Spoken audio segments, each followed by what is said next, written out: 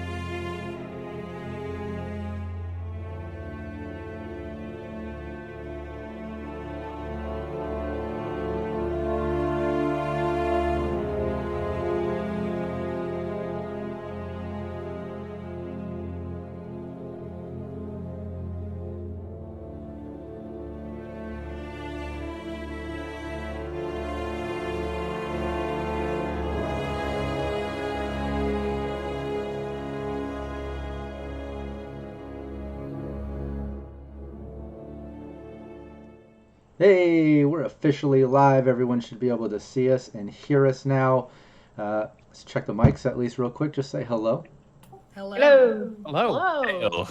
Hey, chat, let us know as we go around if anyone's too quiet, too loud. We'll get that adjusted. Sometimes people freeze too, and we got to get that fixed. You know, glitches happen along the way on the internet. But yeah, this is our monthly gameplay for Shadows of Esteren by Studio Agate. And we did our session 0, wow, like 2-3 months ago, and we thought we were going to get into it monthly then, and I got this film gig thing with Hulu and was out for a while. Then after the holidays, we got back. So here we are. Thank you everyone that came back after the session 0 so long ago. If you haven't seen it, go to Cybernation Uncensored's YouTube channel and check out our session 0 to learn more about the characters, the land, the lore, and everything leading up to starting this session 1. But it's not necessary to dive in right now. I will do a little recap, and we'll learn as we go. This is a new system for us as well.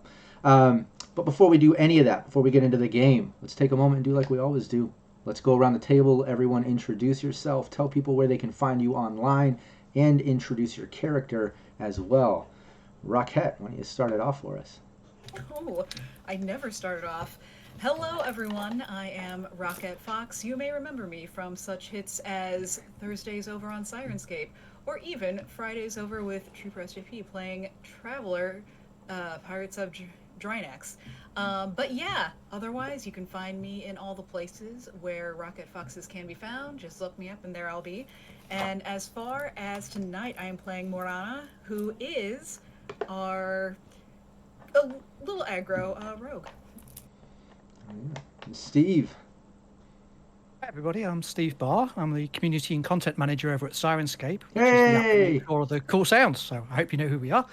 And you may remember me, I also played Bodak in one of Rob's old Cyberpunk games, so it's great to kind of finally get back to playing again. Tonight I'm going to be playing a character called Aegon, who is a hunter. Kind of quite looking forward to him, and a bit of a big departure from my previous characters. And as for finding me on my socials, you can see me on Twitter under Cowdith. Oh yeah, I'm so excited to get back to playing. We've been talking so long about playing ever since Team Ghost, our Cyberpunk Red gameplay, and then now I'm running the game with Phil, who's going to introduce himself in a moment, and Rockette, as well as others on the Sirenscape channel.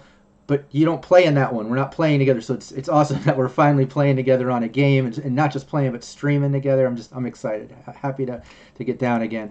Yeah, Little Bones.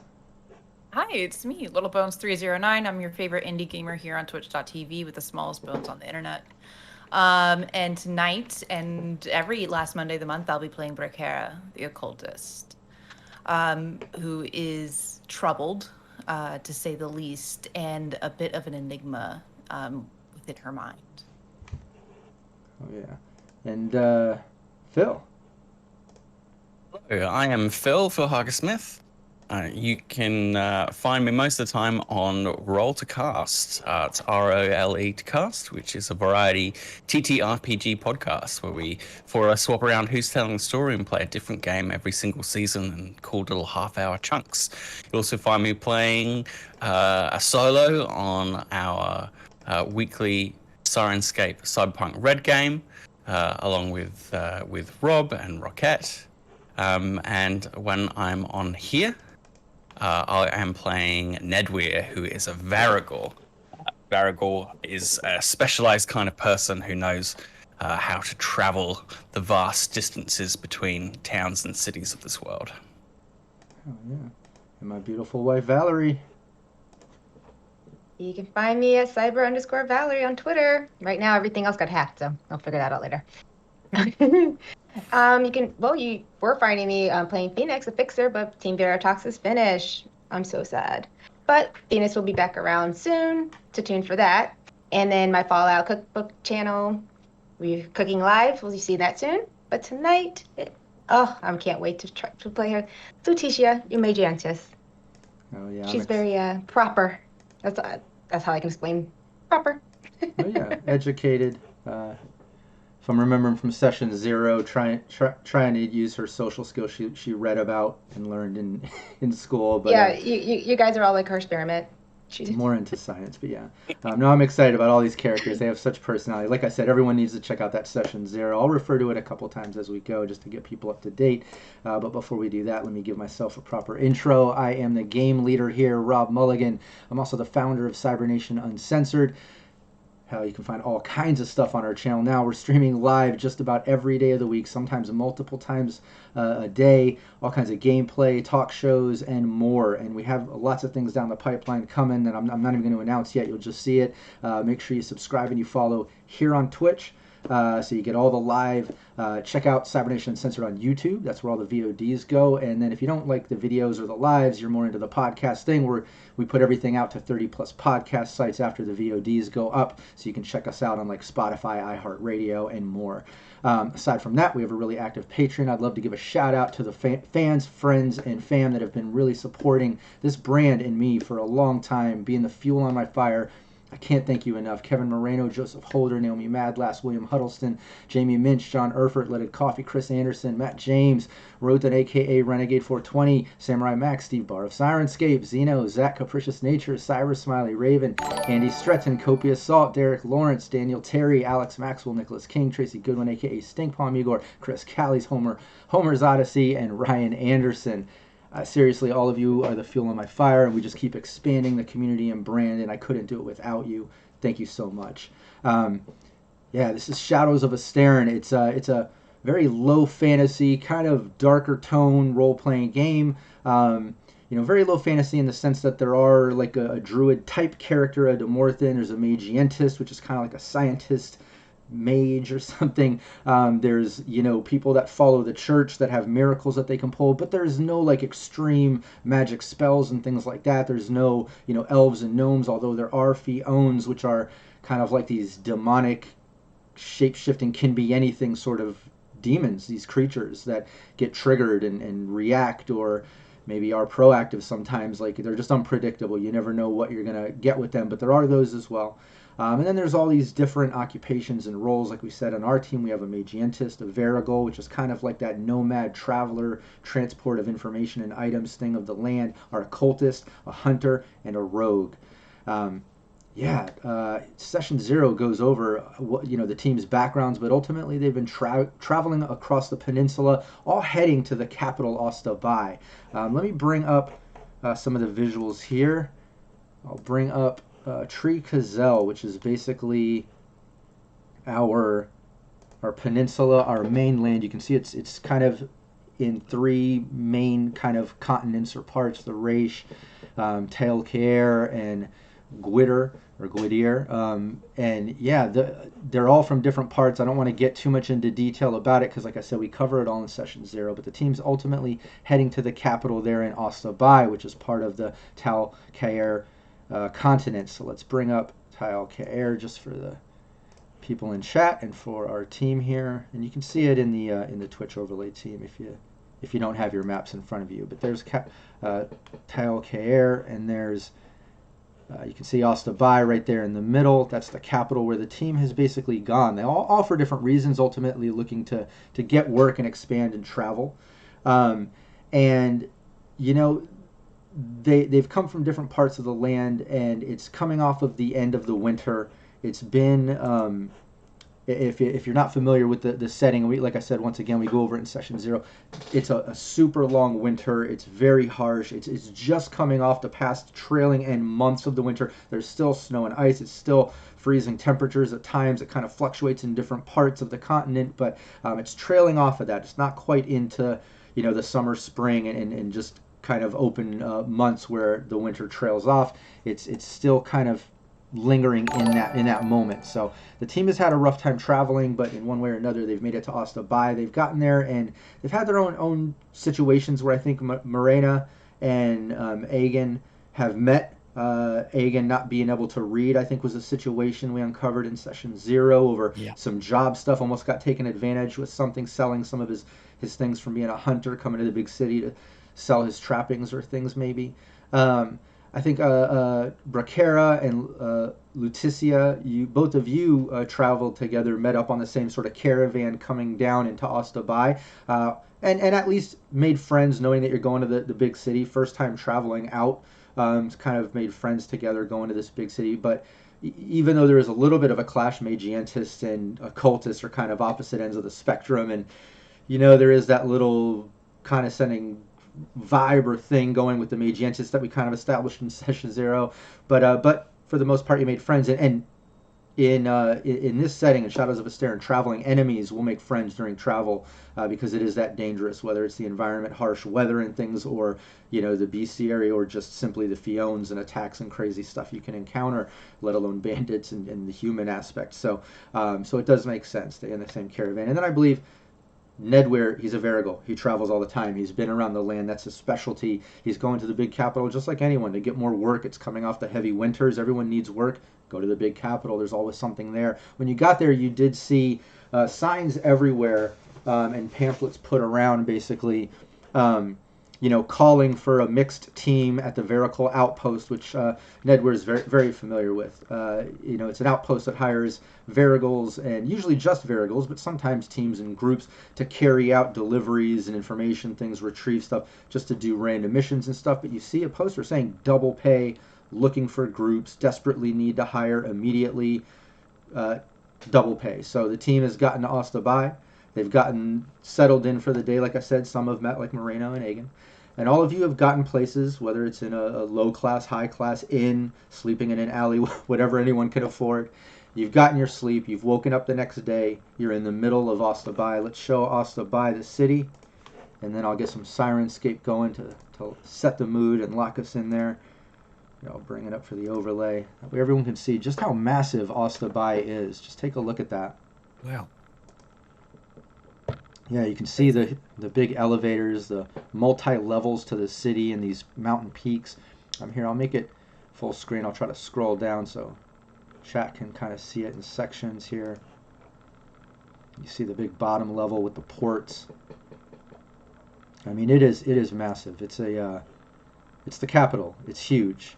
And in fact, I'd love to just take a moment, read a little bit of the lore from the book, just to kind of lock in exactly what Ostabai is.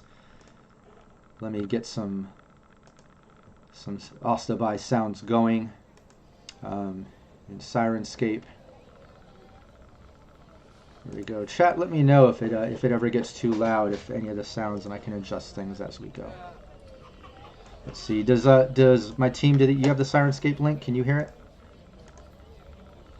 Oh, I haven't had the link. Oh, here. Let me put it in chat. Drop it in there. Hopefully it doesn't freeze our cameras too bad. There's the link. You should be able to hear it. Here, let me know when you have the link open. If it's not playing, I'll stop and restart because I'd love everyone to really immerse themselves in this setting. And bad of me, really, for me not opening it. Oh, I'm getting sound. Okay, cool. It works. Yeah, that's working. Okay, awesome. Well, hey, there's Ostabai as you start your morning in a busy, robust capital and city. Oh, thanks, PWB, so you can hear it in the background. Perfect. And Ostabai, currently run by King Errol Mac Onweld, the original city is only visible on a few paintings dating from before the reconstruction initiated by the Magiantists on Theantu. Although the capital of Taelcair is a most splendid city, the surrounding landscape is what truly emphasizes its beauty, particularly the magnificent lake of Ban. Like Baud Rauch, Ostabai was built on twin mountains, but apart from that, they have little in common. Ostabai holds many more examples of our traditional architecture than the Rajite capital city, and the names of the important squares or streets are often reminders of the kingdom's history. Also, the Magiensists had to close their only university 12 years ago following a tragic accident. The building is still a place of rather ambiguous reputation, but the Magientists have suffered no other setback than having to close it. They are still listened to, and as many people use the great elevators invented by Entatu as before. So you're in the dukedom of Ostabai. There's main guards at the gate. It's a very secure city. You can feel safe here, but you have pressing matters. You need to head to the Varigal outpost, and all of you get up. But as you get up in your first time in a big city, coming off of a harsh winter, all of you had some dreams last night, just setting a sort of mood and setting off this sort of new beginning. And I'd love to go around in character and just hear what the characters dreamt about last night, with the exception of Bracara, who had her own dream that she had no control over, that just overwhelmed her with a feeling of suffocation and not being able to breathe, just getting to a point of almost dying, and then a sudden burst of steam and relief as you wake up. Feeling, covered in sweat from the steam, and you just wake up in almost a stressful moment. But that's about as typical as an occultist gets with visions and things that can happen. But going around the table and wondering what they dreamt about. Rocket, what did Morena dream about last night? Well, Morena had a dream of waking up in the middle of a forest, and it was daytime. You could hear all the birds that would normally be chirping during the day, but you couldn't see the sky, and visually it was very dark. And as she was moving, trying to make her way through, in the dream she knew where she was going, but couldn't really recall it to you when she woke up. There was some sort of like a dark creeping along the ground of some shadows, but no matter where she looked, she couldn't find the source. Nice. What about Aegon? Aegon had one of his reoccurring dreams, which is in the lands of Dias, which is where he was originally from. Thick forest lands, fir trees as far as the eye can see, and ice covering the ground. And in these dreams, there's always a figure cloaked in shadows that stands just at the edge of his sight. And Aegon is a good tracker. He kind of prides himself on his tracking skills. Yet he can never follow this figure. The figure just kind of always stays to the edges of his sight, causing Aegon to effectively kind of, in his dreams, walk over his lands time and time again, but never can quite figure out why this figure is there or what the significance of it is. But it always brings back to him the yearning of how much he misses his home. And we know what Bracara's vision and sort of nightmarish dream entailed, but also something to keep in mind, any of these sort of deeper meaning dreams and psychology and damages, whether it's healing and the sanity chart, which is a part of the actual mechanics of the game, or it's just some of the role-playing things that happen. An occultist is great for therapy and really diving into dream analysis and all that sort of crazy stuff. So maybe in the future we'll get to the bottom of that shadowy figure. Yeah, Nedweir. So in Nedweir's dream, it's very troubling. He's alone in the wilderness, trying to find his way somewhere. He doesn't remember or recall where, and the path through the forest separates and splits, and then splits again, and then splits again, until he is sure that he is completely lost in the darkness, far from any route that he knows, over the course of this dream, his disquiet and his panic increases until it culminates in kind of shadowy threat from the darkness surrounding him, and he wakes up at the moment that that noose finally tightens around him. Nice, perfect timing for that dramatic music to kind of creep in too. Leticia. Oh, she's not as deep as everyone else. It's her first time traveling out. And I mean, she finally got some good sleep after traveling. I think she just dreamt more of excitement. I was out just exploring the woods more and trying to learn from it, but also being condescending to my own dreams, just looking at it. So I woke up very refreshed and very challenging. It was a very simple dream, nothing really exciting with me. Nice. Well, all of you kind of wake up reminiscing about that, going through your morning rituals, grabbing some food, and heading to that Varigal outpost immediately because of the ads you've been seeing in posts. When you get there, it's particularly not that busy. You get in there, there's a large man behind the desk. He has a stack of papers basically all over his desk. It's a mess. There's some lanterns lit in here. It's dim. He seems in a panic. It looks like he barely has been sleeping. But for Nedweir, he's very familiar, especially trailing off the winter months. Like, Varigal's few and far in between. Travels take a lot longer during this sort of season and stuff, so it's probably that hence the double pay. They need more people, and there's not a lot of people in here applying for the gig.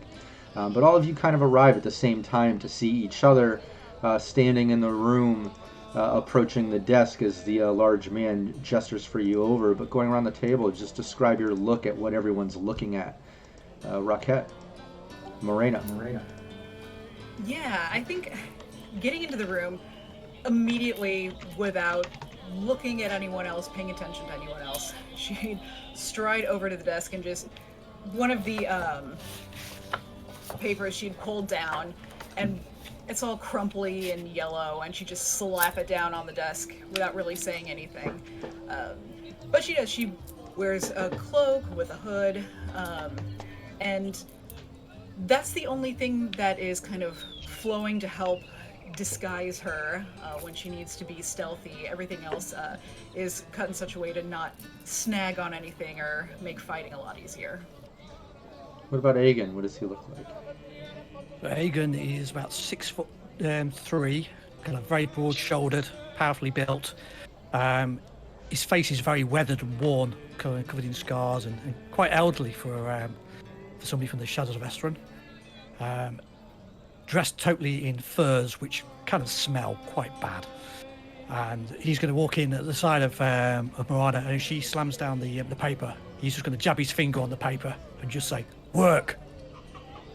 Nice. What about Bracara? What you see from Bracara is a slight woman. She is almost withering.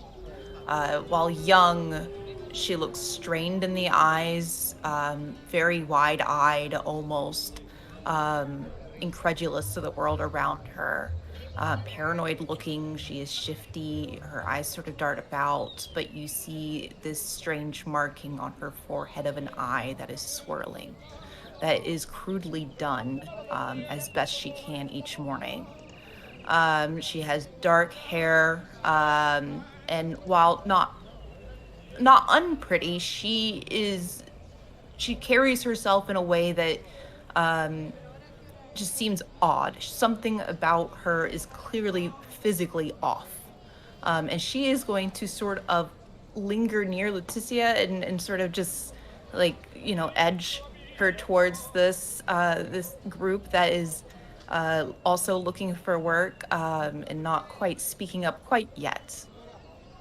Nice. And what about Nedweir? And let me just take a moment out of game. I forgot to mention earlier, we have that awesome intro video for the team made by Mistress Winter, one of our own GMs who runs Thursdays after our Sirenscape stream.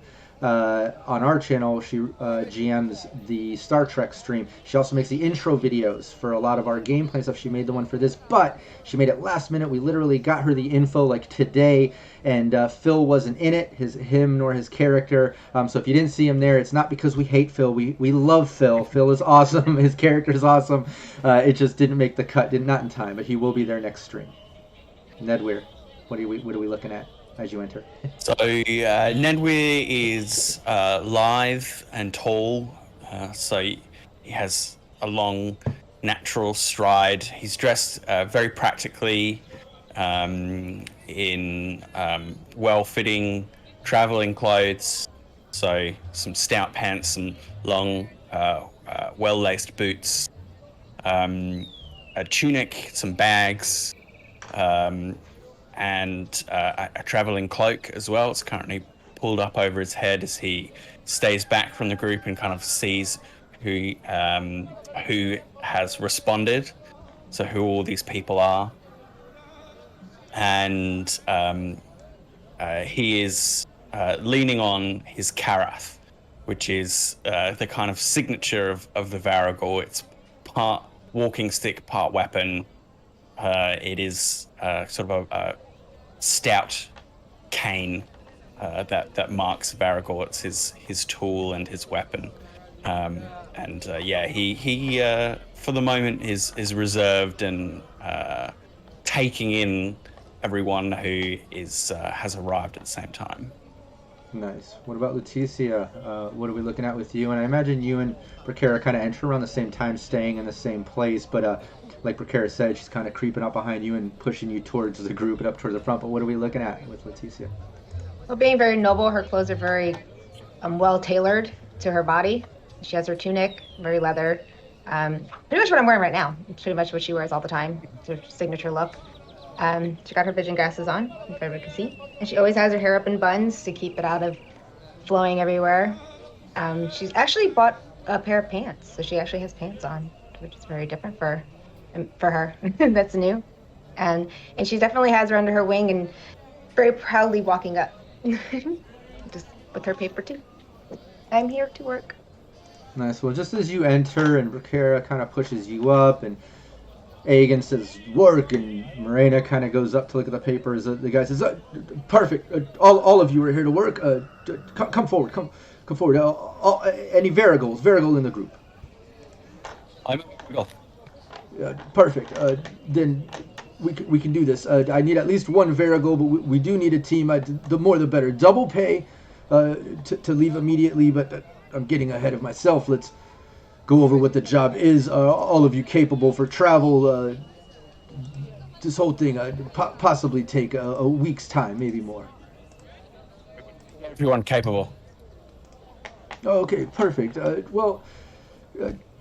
Basically, I need someone to travel to the village of Braithen.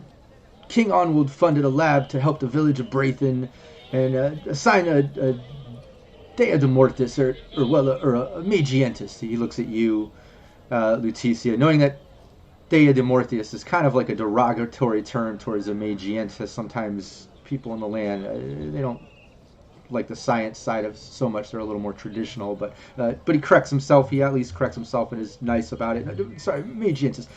To work the past winter, apparently people were getting sick. He was to keep the woodworking functional and the freeze to a minimum as well. It was working fine the past months, coming through the end of the winter, but it's been roughly 2 weeks and we've lost 2 Varigols heading that way. They haven't come back. We haven't heard anything. Our woodwork supply contracts are about to break. I can't have that. They supply that for us, and well, the king, he'll remove funding and find a new supply source and distributor. I need a group to go to the village of Braithen, find out what the problem is, and fix it. There's a Karak called the Dancing Lady leaving in the morning. Be at the ports, dock 14 at sunrise. And normally this would be 2 frost dowels, but this will be 4 frost dowels each, and that's each. And I can arrange your official paperwork now. And he starts grabbing a wax stamp and starts doing paperwork and looking down. What's everyone's saying or reaction? I think if Morena sees Egan kind of maneuvering around, looking at the numbers, and so would reach over and like touch him on the shoulder. It's pretty good pay for just a week. Gets us out of the city. Good. I don't like this city. Karak's even taking us part of the way. Should be the easiest 4 frost styles I've made in my whole career. And who are you? exactly? I'll be the one you'll be following. I'm Nedwer. I'm the variable, which, without which, we wouldn't have a party, and we wouldn't have a job. You think you can keep us alive over this next week? I can show you the way you'll keep yourselves alive. Well, hello, I'm a Matrientress. I can definitely help with all of this. But I've never traveled that far, only to here. So this will be new for me. This I said the problem was with some Magientus labs, so we'll need you once we arrive there. Yeah, try and stay alive. Kara is going to specifically look at Lucicia and say very quietly to her, this does not seem like it will simply be a week's job. Should we not ask for more? What's that? What'd she say? Who are you? Talk to her like that? You all just met. Be kind. Well, I can't hear what she's saying. I am Brekara, and I am concerned truly to be willing to pay as much as he is. This is not as simple as it may seem. Well, Has anyone traveled that far before? Do you know how long it would travel that way? The time frame seems normal, but as they said, they've lost 2 Varagals already. That's probably what the danger pay is about. Gosh, that's a good point. And that Yeah. does not bother you? Yeah, and Red, Varagals did not have me. and after you chat about that a moment, the guy behind the counter finishes doing the final wax stamp and hands each of you these sort of official paperwork seal. You see like an Osta buy seal into the wax with the variable outpost information on it, and he gives each one of you one of those. Don't forget, be at the port a sunrise. Everything's arranged for you. It'll get you to the right path, and then where you should be familiar, Braithen. You have to take him to the village of Braitham. The dancing lady will take you to your crossroad where you can go from there. You spend the day in the city. Enjoy yourself. Here's at least half pay, and he hands over 2 frost dowels to each of you. And just so there's some relevance, like, that's a significant amount of pay if you know there's, well, just for the sake of book, red, blue, and then the kind of silver, the frost one. And well, the frost is, takes 2 of the azul, which takes, something like 100 or 10 of the other. So yeah, anyways, the frost one, a couple of those, is enough to, buy a horse, a carriage, help, multiple stays in a place for weeks. So to get 4 of them, that's great. You can get all kinds of supplies. You can get everything you might need for travel.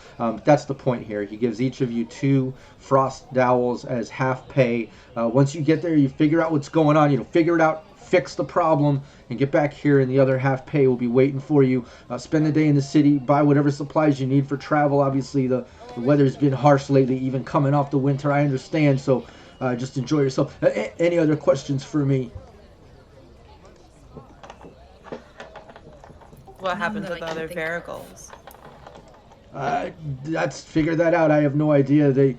We've sent there, that Magientus has been there all during the end part of the winter helping them, and they should have had all their woodwork up to par, ready with the shipment to go. We sent the Varigal at the end of the wintering months to do the pickup, never came back. We waited a week, sent another one to see what happened and go there and get the shipment, and they never came back. So we've lost 2 Varigals already. That's the point. I'm not sending another one, I'm sending a team. Go there, figure it out, figure it out, fix it, get the we need to get shipments going. Maybe they ran with the money. That doesn't sound like our Varigals. Doesn't sound very Varigal-like, but I wouldn't put anything past people. Potent Varagals. Perhaps he got taken in by at least one of these 2. I would hope not, but I wouldn't put anything past people these days. Now, my My colleague here says to enjoy yourselves, but I will advise a bit of temperance. If any of you are off your peak performance in the wilderness, you'll get us all killed.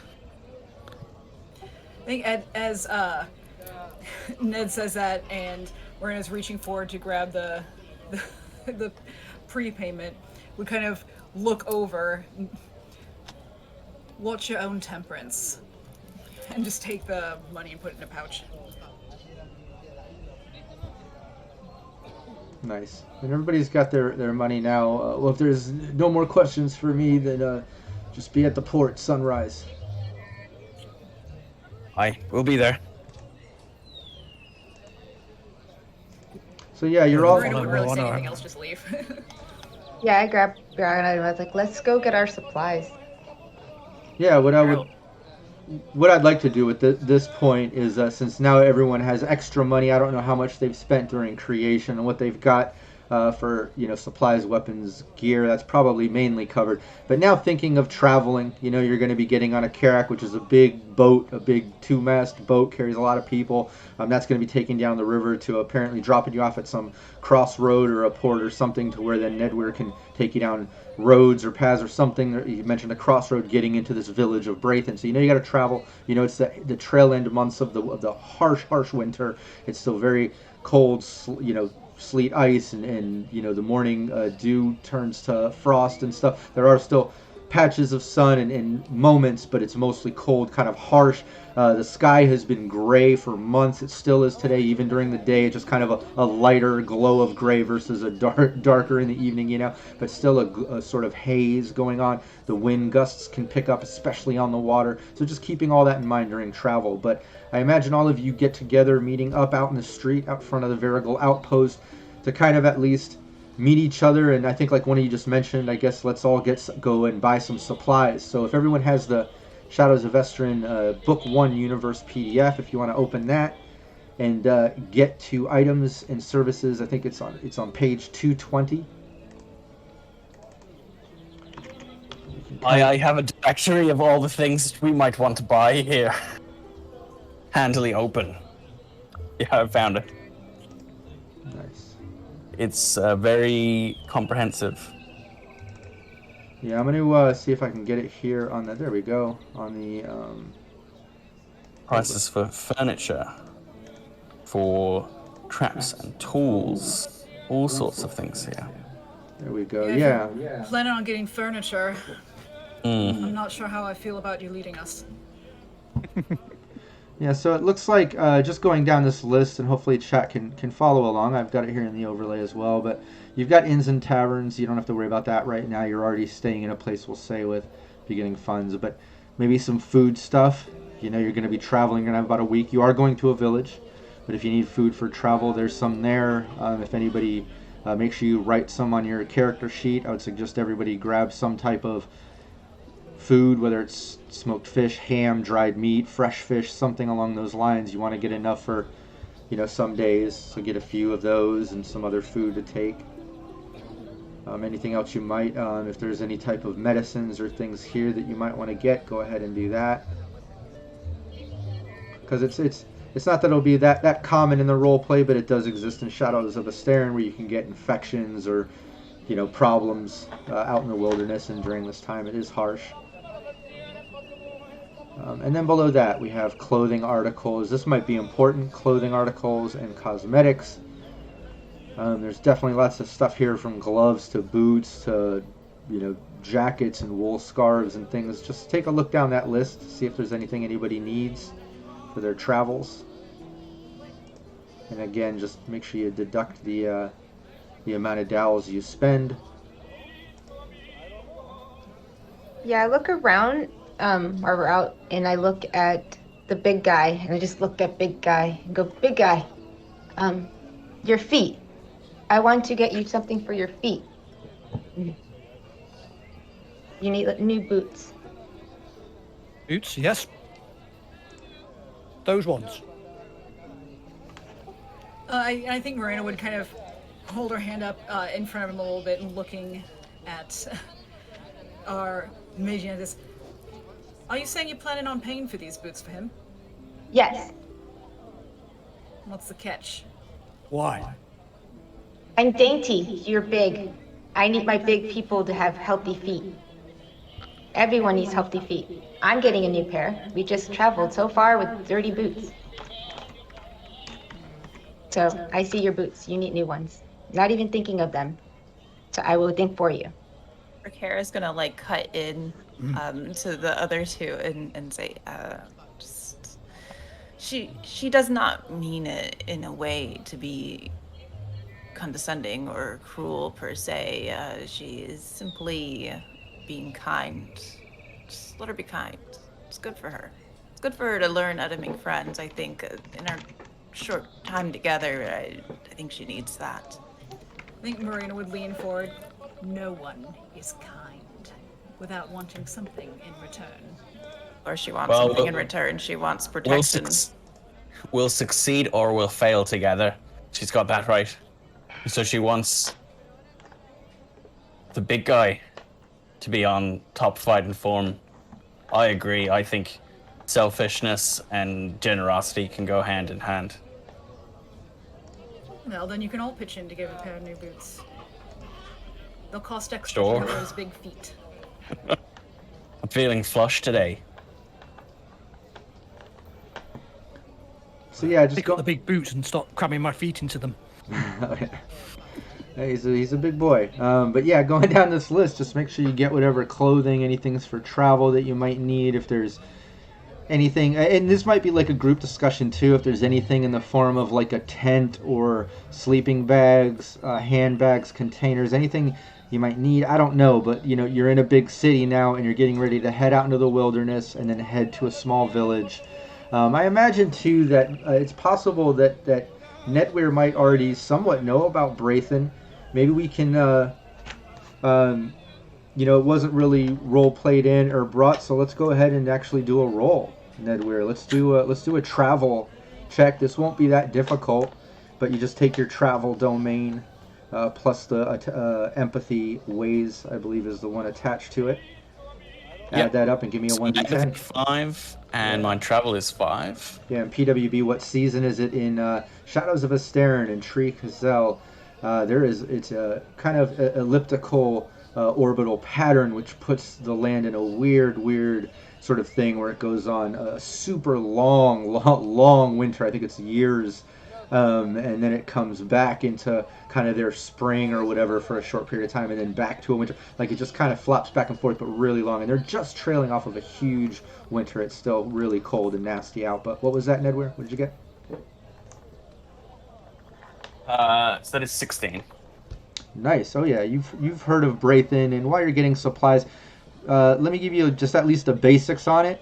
You know the travel is going to be cold. You know you're going to be going through some thick woods in Tree Hazel to get there off of the river. You're going to be on the boat. That might be fine, but once you get into the woods, you know it's going to be cold, damp. You're going to have to travel deep into it. Braithen basically is a village, population roughly of about 200 people. It's about 45 miles from the river Claydon. So it's going to be about a between 15 to 17 hour walk through these woods. And you're also familiar with that path because that was such a good travel roll. You know the town is a lot of woodworkers, craftsmen, hunters, tool makers, things like that. That's what they kind of supply to Ostabai. But you also know that Morale Peak, a huge mountain, a very tall peak, is located right near there. In fact, let me bring it up here in the overlay so we can see there. Tile care. You can see right there the Agile, if I'm pronouncing that right, Morale, which is the Morale Peak. If you're coming in off from Ostabai down that river and heading kind of northwest up towards that Morale, at the base of that is where Braithen is, the small village. You got to travel through all those woods, but that real tall Morale Peak is a bit of an issue because while it's a 15 to 17 hour trek to get there, you know that sunset hits a little early on that path. It gets dark a few hours earlier than normal sunset because of Morale Peak casting a shadow on it, which can leave you vulnerable to local bestiary, possible Fiondas, bandits, all kinds of stuff. So it's kind of good to camp out, hunker down if you get caught in the night out in the wilderness. But that's what you know about Braithen, about the area and all that. Yeah. Right, I definitely want to kind of grab a tent, grab some snares, and some materials for making kind of hunting traps. Well, Egan, why don't I get a tent big enough to house us all? Aye. We'll be spending at least one night in the wilderness as we travel deep into the woods. I'll handle the tent, but snares and the like, you say you're a hunter? Aye, I keep us fed. Well, we'll have to carry less biscuit and dried meats with you to hunt, although we shouldn't rely on it too hard. Winter's still hard about us here. The game We'll is be in scarce the in mountains for part of it. That's right. So we'll take at least some long-wearing food, some hardtack, and some dried meats. But the rest of these will be going up into the mountains for at least part of this journey, so make sure you have hardy traveling clothes, warm too. I picked up some more fur stuff. And torches. It'd be dark. I will try to avoid traveling too much in the darkness, but a little light to carry with you is not a bad idea there, Egan. Blades. Make sure you're armed out there. We don't know what we'll come across. It won't be friendly, that's for sure. Make sure everything you're carrying is sharp. So yeah, let's get everybody into, back into their inns where they're staying for the night after a day of shopping and getting food. Just add to your character sheet items and equipment and things that you've purchased, deduct the proper dowels. If there's still other things on the list you need to write down, you can do it later as needed. Just make a note of it at least if there's too much, but just make sure you do the math at one point with the dowels.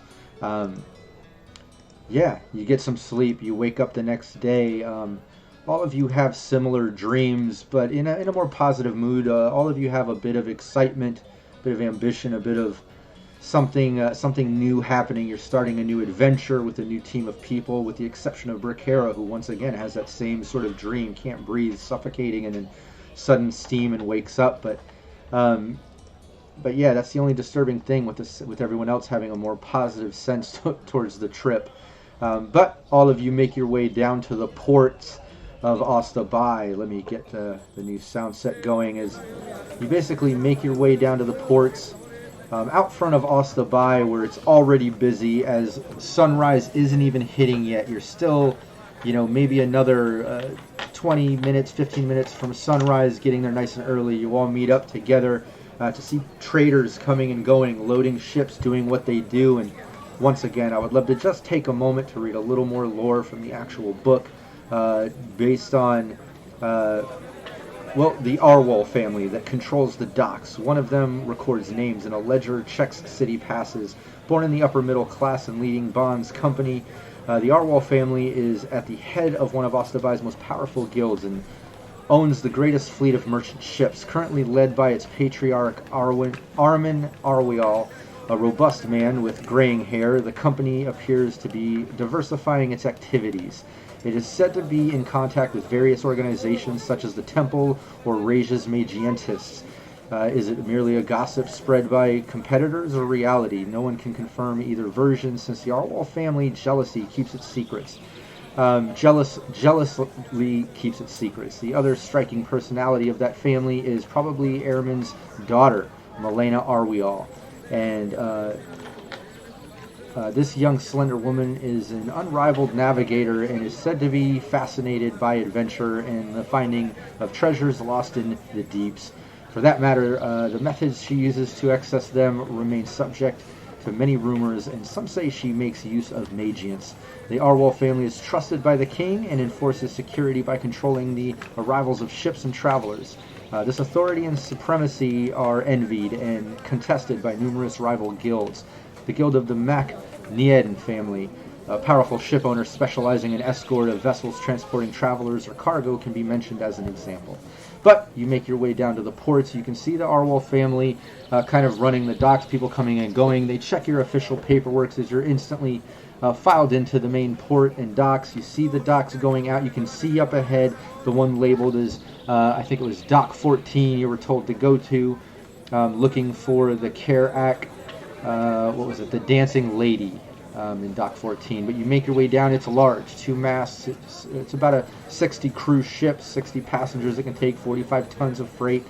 It's huge.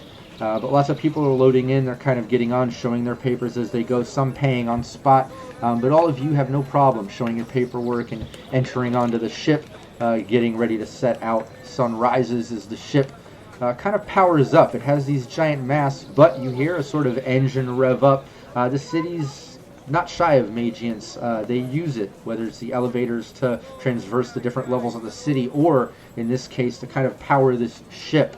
It is one of the special ones. Not all of them are like this, but this one definitely powers up using some type of engine.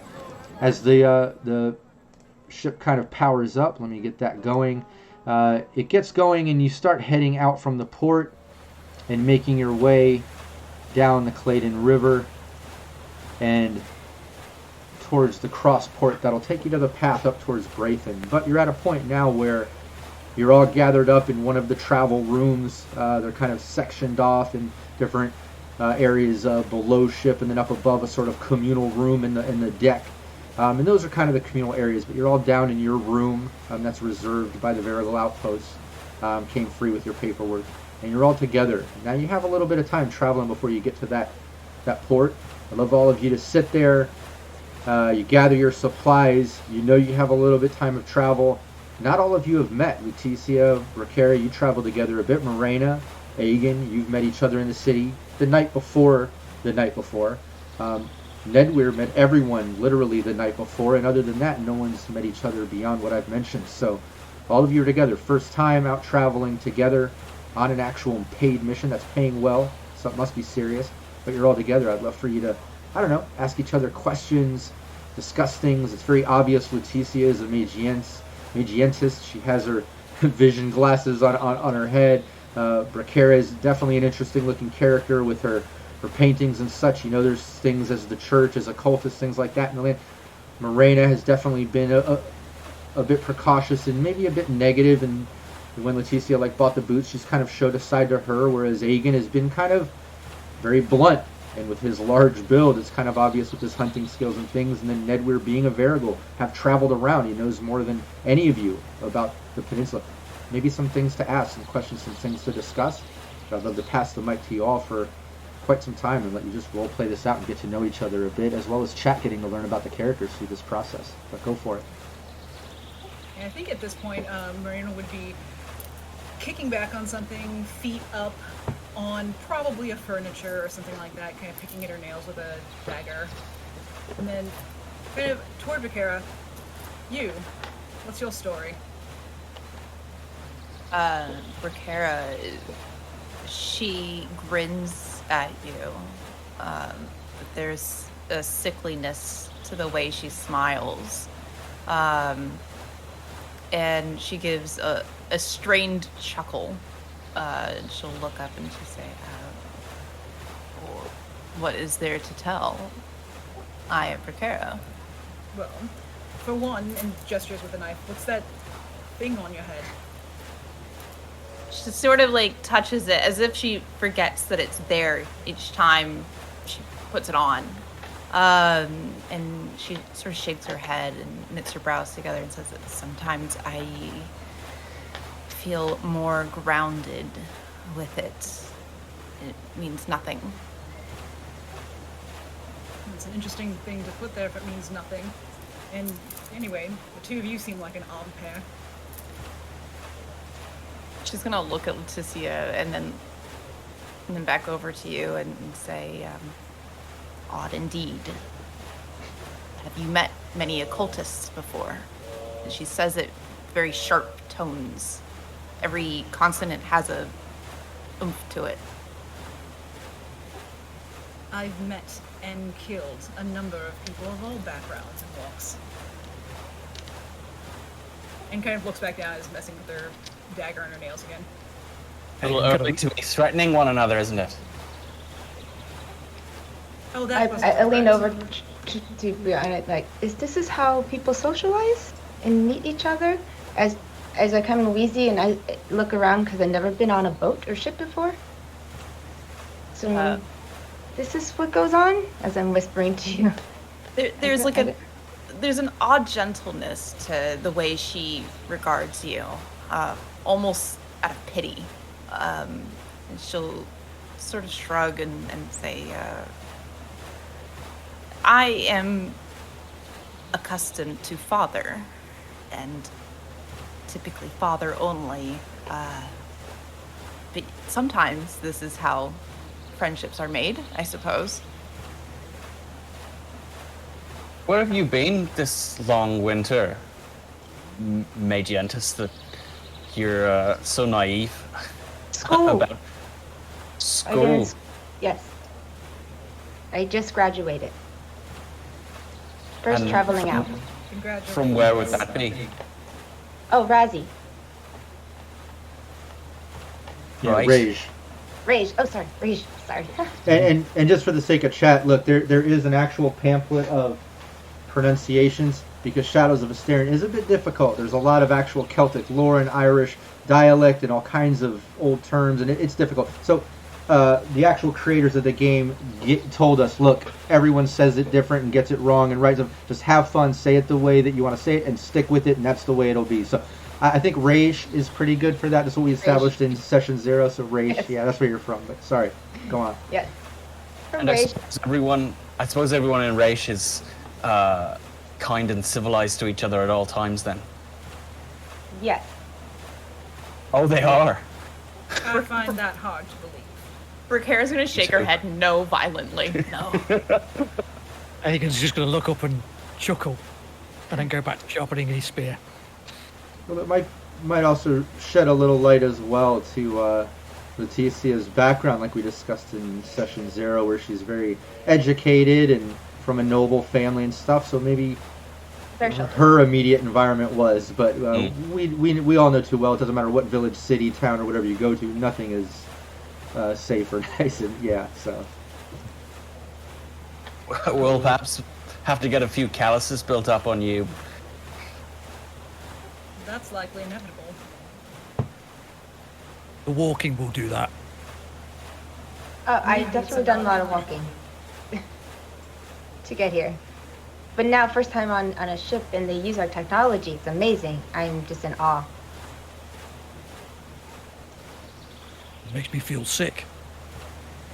I'm with you on that. I don't know if that's the flux in the engine room or the rocking of the boat for our friend here. And you, Virgil, what's your story? Hi. Not much to tell. Took to the wandering life early, and that's what I've been doing ever since. Winter's a bit of a slow time for us all. I'm just happy to be getting out into the side roads again. Well, I'm making a decent amount from it. I noticed you've been asking a lot of questions yourself, so what's your tale? At least the one you like to tell strangers. Well, I have many tales, but the one that I'll tell today is, well, and she gestures toward Egan. Two of us met up, what was that, last week? A couple days ago? Week and a half? Something like that. Many aisles ago. Yeah. Been traveling down, trying to make some money where it can be made. Staying warm, toasty. Rowena showed me the city. What brings you to the city? You seem more at home in the vast spaces in between. I had furs to sell. Yeah, you need Hunting to is be good out in the... careful. Needs to be hunting's good careful, at- it's gonna be taken advantage of. Hunting's good out in the wilds, but in the city, they're more dangerous than the beasts. Marina showed me the ways.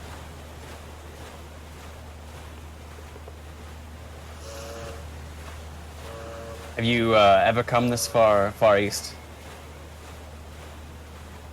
I've been here before, but normally with others. This is the first time I've come by myself. But I've never been on one of these. He gestures towards the boat. Well, this is the easy part. I'll be glad to have another person who's comfortable being out in the wilderness once we disembark. Me, the wilderness is the easy part. Oh, yeah, well, I'm glad you have that attitude. Yeah, it seems that's likely not what the last ones who went on this exact same trip thought. I wonder if we're gonna come across their same path that they went through. If we're lucky, the Varigals who came before left signs. I think at the mention of them, Marina would lean forward, her eyes start to kind of gleam a little bit. So, what do you think happened to them? Attack? Dead? Lost? Frozen in a cold snap. Fallen down a ravine. Ah, possibly. Eaten by beasts. That's a good one. Torn apart by fiance. Why not both? Or just ran off with the gold, or hunkered down in Barathon, not willing to make the trip home. Well, the good news would be if we do come across them, they'll likely still have the gold on them. Regardless, Bracara sort of leans forward to meet Marana's gaze. They are dead. That much is certain. They did not run off. Yeah, I wager they are. How delightful. Do you find death delightful in that way? I find the possibility of coming across them and looting their dead bodies delightful. Do you not find death a sacred thing? It's better to celebrate it than fear it. Well, when you deal with it enough, it becomes an everyday activity. I pity you for that, then. Don't pity me. My pockets are quite full from it. Suddenly there's a knock at your cabin door. It's like a bang, bang, bang, bang. It opens. It looks like one of the ship workers is there. One of the crews. It looks like he has a stack of papers there. You can see it's all like boarding passes and paid marks. And then you can see his sort of scroll sheet undone with all the checks that he was doing when he was checking people's paperwork like yourselves. And he's looking at it and he looks up. The captain's requesting your presence in the engine room. For what? Just please go meet the captain. It's right at the end. Steps All of us? aside. The entire party. Well, sure. I mean, we are on a mission from the Crown. Maybe he wants to meet us in person. Okay. Mario Let's just go. get up and start following. Yeah, okay. Bracara Get will up from wait. the floor and stagger a little. Gentlemen Yeah, first. Bracara will go last, sort of tucking herself behind Leticia. Yeah, you make your way Down down, passing all the different cabins, making all your way down to the front, which is actually where the engine room is. The setup is a little odd for a boat. It's not like typical with the back paddles. Obviously, it's Magientist sort of mechanisms driving it, but it's this sort of big front engine and captain's suite sort of room overlooking the front. Big sort of open glass with this engine, but it opens up as you can instantly get overtaken by the engine revving and running, the paddles running in the background, and you enter in to see the captain staring there as she turns around, and you see it's Milena Arweall, the airman's daughter who I mentioned earlier, the young slender woman who's a navigator, and she turns around looking at all of you and says, "Oh, welcome to the ship. I know you're on a official business. I saw the paperwork myself, but most impressed to meet you. Hello. I would like to meet you." And she walks over towards you, Leticia, putting out her hand, and she says, I'm Milena. It's not often seeing a female magientist in these areas. She goes to shake your hand. I take her hand and shake it. Well, nice to meet you. What can I do for you? Well, I'm just first just wanted to meet. Always interested in new magients and different things to help my possible navigation, and maybe one day we'll talk about that sometime soon. But I see you're on official work for Verical Outpost, but as a sort of team, so I'm imagining, I don't know, you're on some sort of adventure or something? Yes, we're on our way to go fix a problem. Oh, okay, so you're going out to fix something then. Yes. Okay, nice. Well, And to find out some missing people too. oh, missing people. Mm-hmm. They're like Brought the first on this job. Oh, okay. Well, that sounds pretty dangerous. The best of luck to all of you, and I hope you don't end up the next missing people. You look like a group to be reckoned with. She looks over to you, Agan, looking up like, got at least some muscle with you. But ultimately, yes, nice to meet you, Leticia. I hope to speak with you in the future. But yeah, maybe we'll meet again when you get done with this adventure, this figuring out missing people thing, or whatever you're doing. Look me up in Ostabai. I'll be back from Tawai. I'm on my way there now. That's what this path is on. I know we're making a stop at the Pathport halfway mark. I guess that's where some are getting off, yourself included. I see in the paperwork, but I'll be back within just a few days, and I'll be in Ostabai over the next few weeks. So make sure you come and see me sometime. I'll keep that in mind. All right, thanks so much. She turns back and goes to work on the machinery. They like start peeking over her head, looking over it.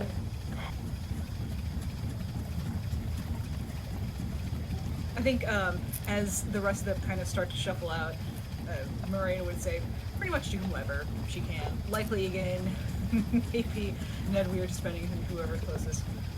I really don't see the reason why we all have to be there for that.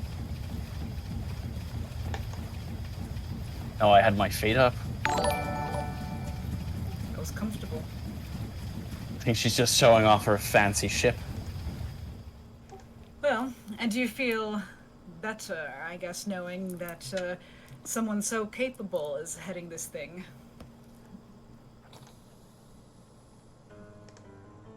Yes.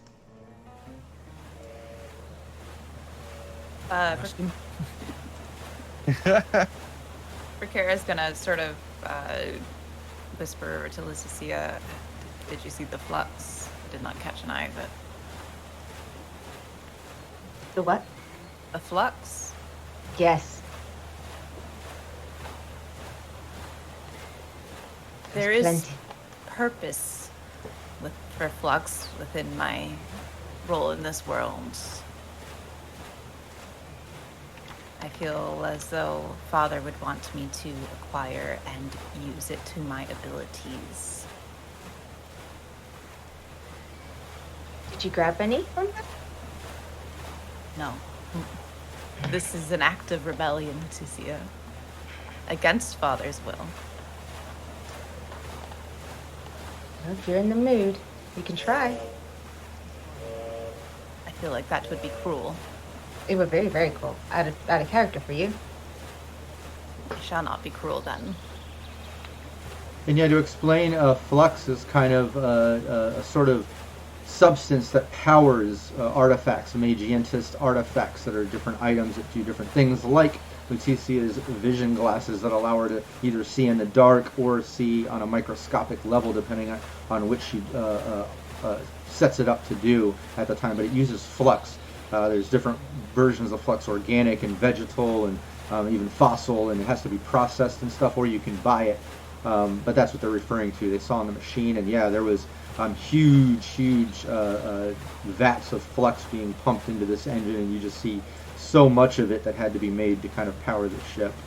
But you make your way back to your cabin as that conversation kind of takes place, and you're back together, and it's not too much longer that you get a little bit of rest, and then hear the boat whistle that it's coming up to the crossroad port, which is basically the port you know that you need to get off at to find the path leading into the woods towards Braithen. But you hear the whistle go off.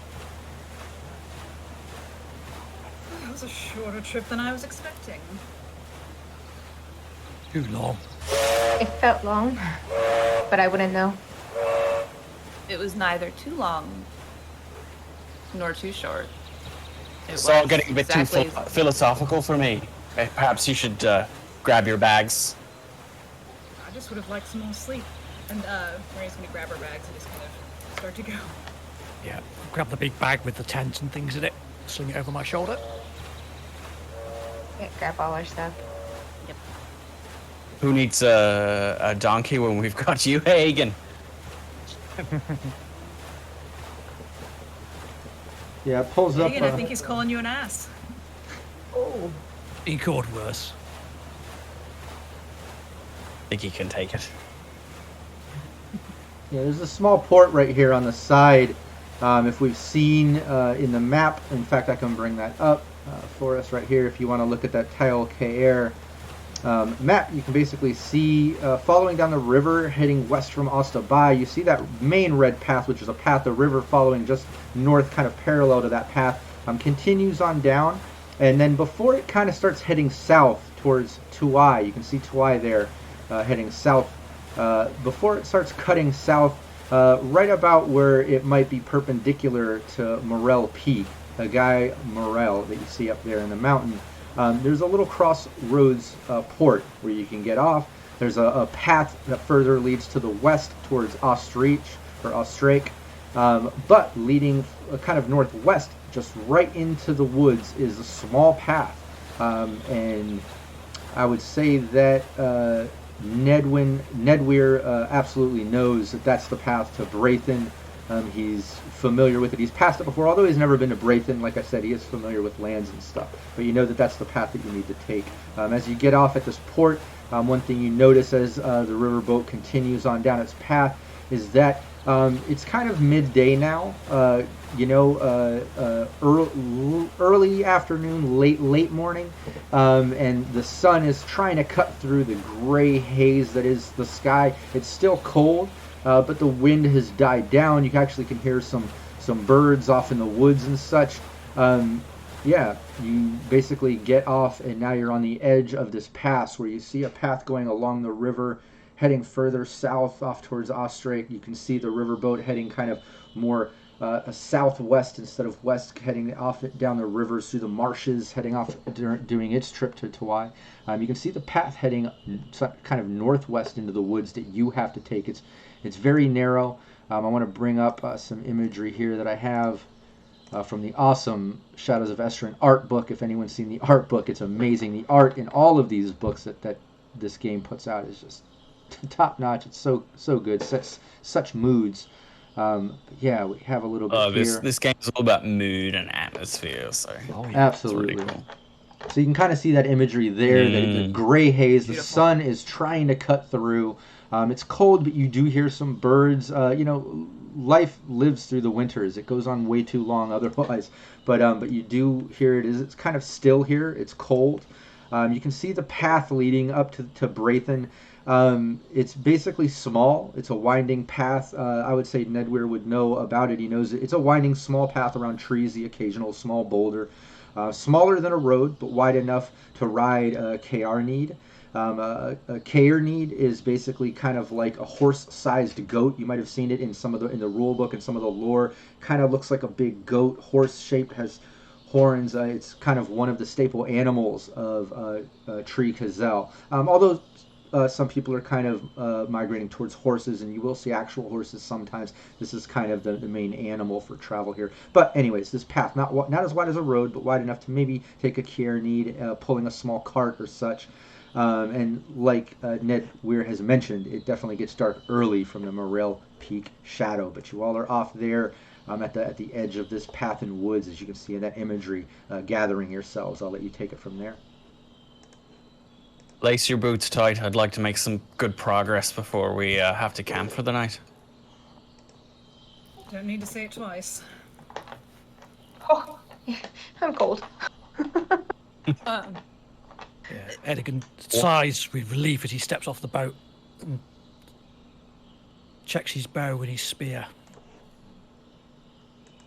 As the others are sort of walking forward, Bracara is going to sort of grab out for Leticia's arm and tug her back. Just long enough until the others are out of earshot. And once they are, she'll whisper up to her and say, had dreams. 2 nights in a row I've had these dreams. And she seems not quite crazed, but certainly a jarring expression given to you.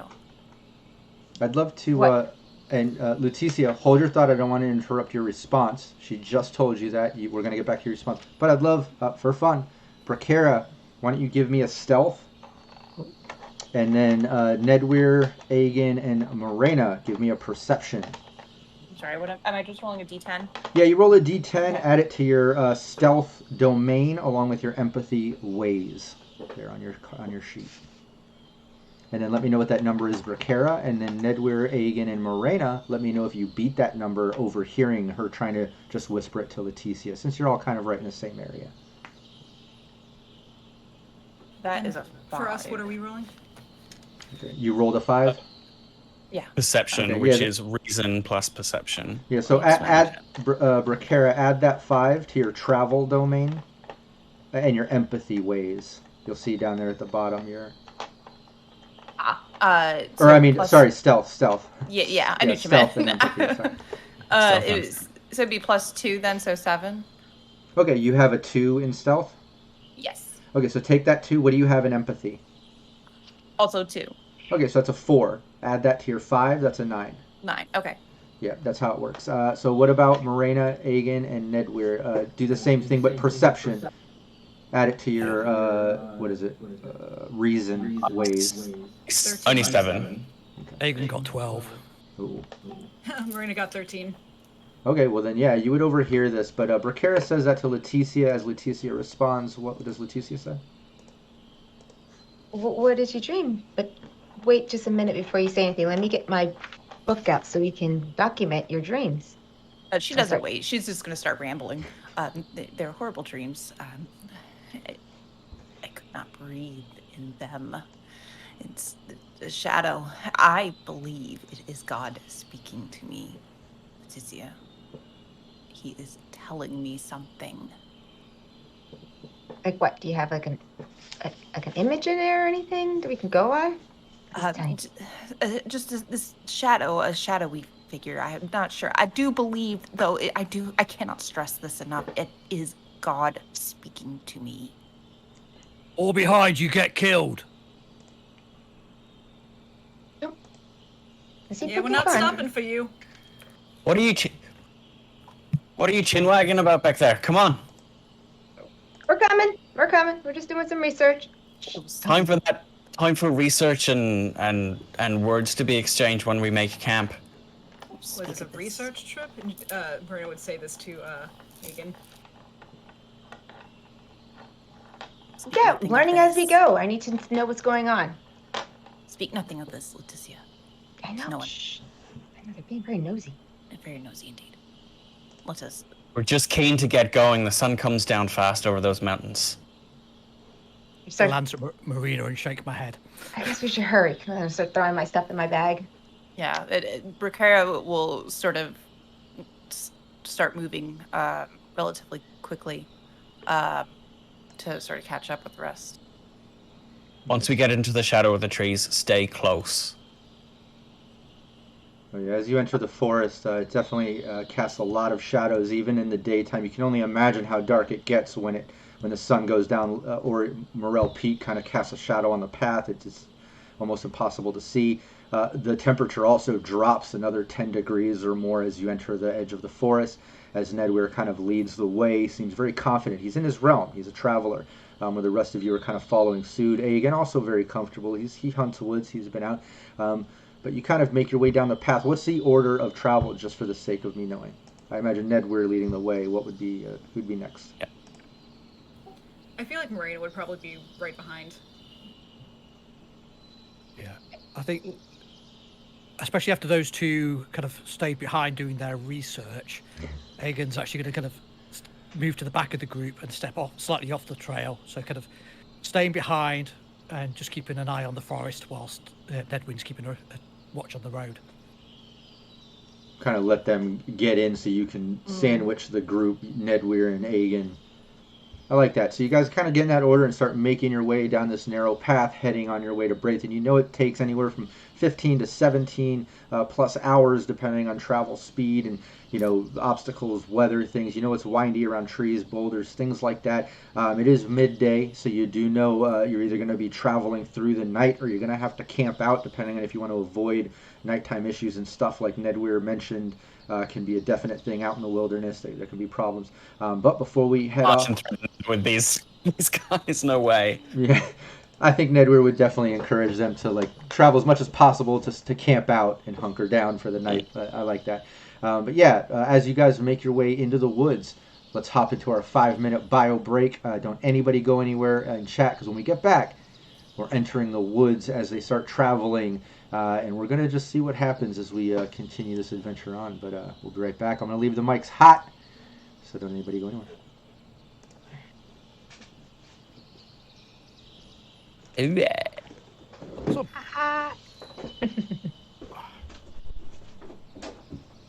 actually I hot. like these early stages where you just feeling out all the characters, and you just get little hints of what the dynamic's going to be. It's just funny because my character is very not passive aggressive, but aggressive. So I'm not playing Cyberpunk. I want to punch the other character in the face already. We're supposed to all get along here. I love it. Oh, it's like Cyberpunk. We don't all have to get along perfectly. Exactly. That's one of the fun things about this one, I think. Yeah, it's just survival. Yeah, things like D&D or lighter fare, you feel like there's an imperative for everyone to be at least friendly. Whereas these games, you feel like friction is very much a part of it. Oh yeah, definitely. Everybody's trying to survive. That's all that matters. You can have the best friend in this game and go ahead and I'm gonna die, but I'm gonna kill you first. You'll have to. Your character's survival instinct doesn't seem super strong yet. No, she's very weak. She's gonna hide behind the biggest person. She's very weak. She doesn't have very much. She has a 0 combat skill. Yeah, Egan doesn't say much, but he's actually quite happy for you to just hide behind him. He's quite protective. I think your character has a -1. Oh yeah, I have a -1. That's what it is. -1. In combat. It's okay. Yeah, the only thing she has is this little tiny dagger. Yeah, that's about what Bracara has. If you're that bad in combat, stay well back so you don't end up stabbing one of us. Yeah, that's I'll stab myself. Oh, now I'm dead. From an infection. Because we have no medicine. Oh wait, I think I do have medicine. No, it's fine. It's okay. Everything's fine. Don't worry about it. Bracara will definitely be very far away from everybody else during combat. Up a tree, maybe. Why do we need medicine? We're in the forest. I should have forced it. Medicine's everywhere. We are women of science and science, so. Are you talking about what's going to happen in this inevitable fight that's coming our way? Basically. Bracara and Leticia will hide. I find the biggest tree. It's probably for the best. We'll climb right up it. It'll be fine. Everything's fine. What do you guys mean?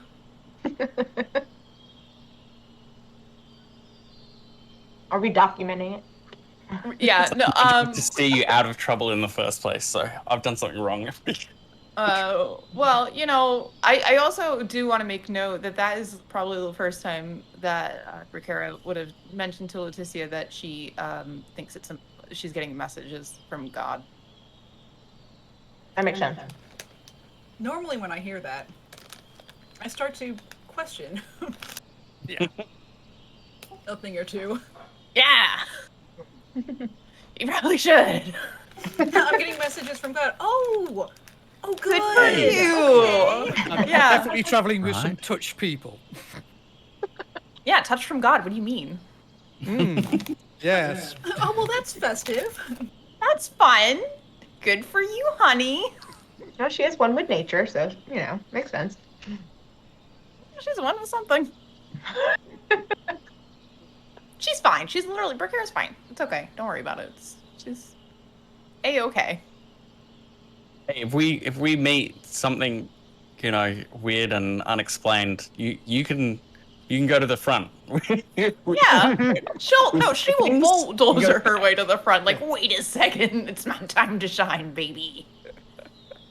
You're like, oh no, you don't want to attack. Look, she has an eye on her forehead. Whoa. Spooky. I think I heard God say you need to go that way. This is very much an L thing, where she's our friend and she's crazy. I'm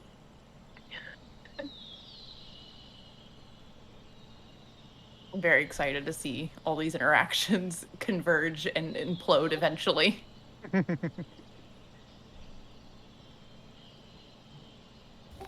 I'm waiting for Rob to don that wig I see right there. Oh yeah. It needs to be a channel redemption. That's for the ghoul he played. Suddenly, as you're going through the forest, a mysterious blonde appears. Ah! Hi. Rob, I was wondering when that wig's gonna make an appearance. I know. That's from my Walter Super Mutant Fallout game. When I was playing Walter the Super Mutant. He used to put on a wig because he would try to be human. It's a great name for a super mutant. He would just like lean into a group of humans, crouch down, like, what are we doing? Just normal human things like normal humans, right? How do you do, fellow kids? We're all just a bunch of normal humans doing normal human things. Yes, if the Right. humans will do this, then I, Walter, too, will do this. Let's get back to it. We ready? Yep. All right, Ready. everyone can now see us once again. Yeah, the team basically has gotten off the transport and now heading into the path. They're basically making their way deep into the woods on their way to Braithen. Let me bring up some more visuals here. I really like that entrance to the woods. Let's see here. I'm on the lookout for any variable signs that have been left along the path. Okay, yeah, I like that one. You give me a perception. Since you're leading Can I the roll way. my signs? Your what? So my signs is a special discipline in travel. Yeah, it's the Vadigal power, isn't it? Yeah, well, it depends. Do you want to do a sort of perceptive look for, signs of Fiones and things like you mentioned, or would you rather look for variable symbols? I want to look for variable symbols because they'll tell me, there may not be a choice piece of information. Good place to camp, fresh water, dangerous area, bandits, like whatever anyone else has come across recently, they'll have signed for me. So I'm going to trust to the network of variables. Yeah, give me that. And as you guys go further down this path, I just put up the imagery there too in the overlay if you want to check that out. I love that mood. That's fantastic. So this is me dipping into one of my disciplines. So we talked about domains earlier. Mm-hmm. They go all the way up to 5. This is in the travel domain. But if you go disciplines, you can get higher. You can go up to 10. So I'm doing signs, which is 6, plus empathy 5. So that is base of 11. So there's 15. Nice. Yeah, you can. You do find some variable symbols there, and you find ones that look like they've been there from long ago, and you also find some more recent ones. The old ones look like it just says safe travel, good trade, things like that, places to stay. But then it looks like in more recent ones, it looks like there's stuff that says places to trade, questionable travel. It doesn't necessarily say danger. Like full-on danger or anything like that, but it definitely doesn't seem to have the same signage that once was. Likewise, sorry, you go, Phil. Yeah, so you see Nedward kind of stop at what you might think to be like an unremarkable stone at the edge of the trail. It's like a boulder, like that you would normally just have to skirt around. But he seems to take particular interest in sort of underneath the a lip of the rock where you we're sort of protected from the snow and the elements, and he spends a minute or two just like running his fingers underneath. Berla, I thought you were Before he experienced sort with of this. nods his. What's that? Berla, I thought you were experienced with this. What, you've never seen a rock before? I will. The rocks have some special things to say to those in the know. Well, tell them to hurry up. It's getting dark. I will. There's no immediate. No one's signaled there's any particular danger on the path, so it's at least one small bit of good news. Your rock tell you that? It did, or at least those who've been by it before. Well, good. At least that's one bit of good news. Aye, but I think you're right. We need to keep an eye out for somewhere good to camp soon. Aegon's going to be trying to keep an eye on the actual forest, looking out for signs of Fionn or animals. Yeah. Anything that kind of looks like it could be potentially danger towards that way. Yeah, I'll say that as you're going through, you do notice some, animal tracks and things. There's definite animals in these woods. You don't see anything that really marks of like supernatural, Fionn, or anything that's like striking you odd. But being a hunter, absolutely, you see many tracks and stuff. If you want to give me a roll, maybe like natural environment, maybe I can give you some specifics on those tracks. Yep. So I have tracking, which is also a discipline for me. So again, that's above 5. Nice. So yeah, add that. If you have a discipline, then yeah, that would be 6 in natural environment plus your empathy.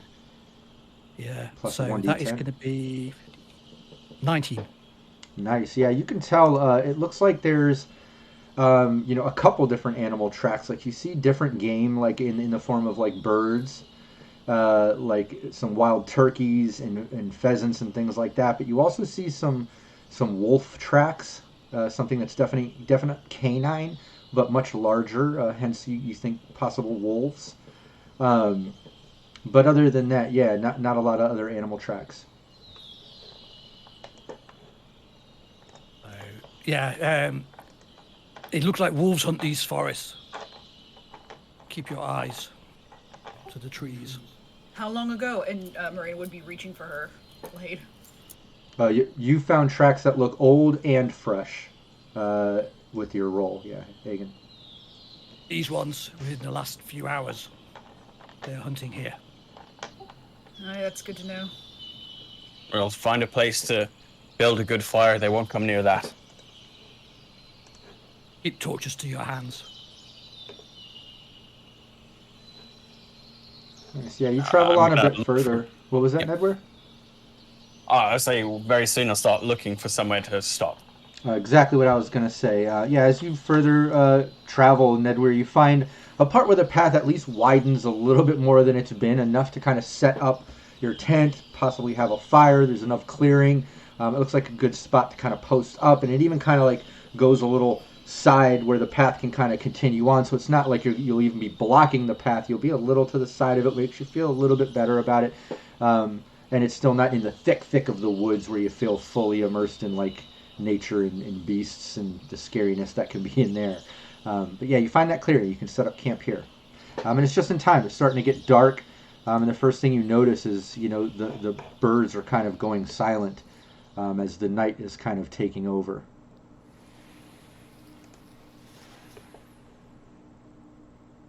It'll get dark fast, so don't stray too far. I'll get a fire started. Marina would kind of, a little bit quietly say over to Aegon, it's always this quiet out here at night. Aye, the woods get silent and the darkness falls. It's strange, I don't But, like it. Don't let it fool you. It is still alive.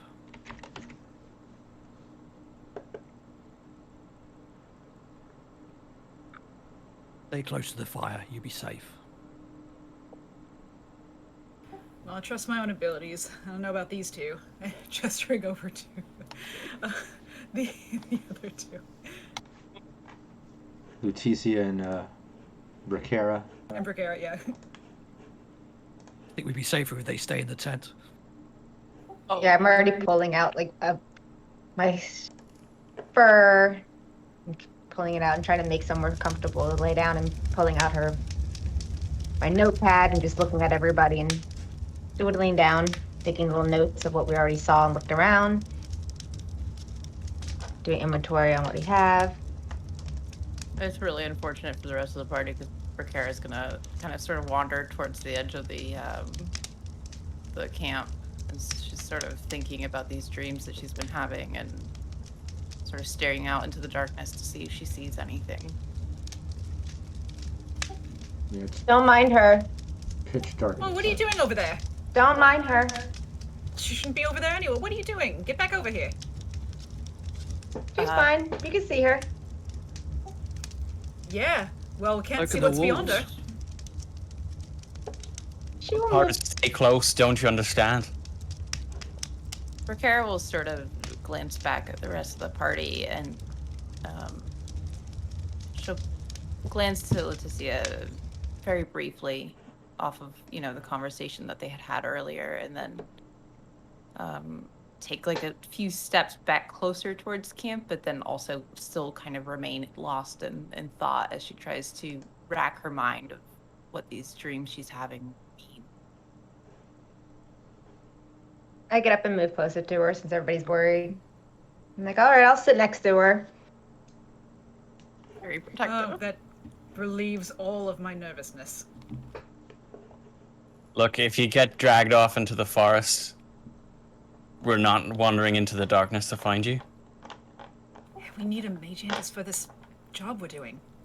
I know, but there's no point getting taken by the same shadow that takes them.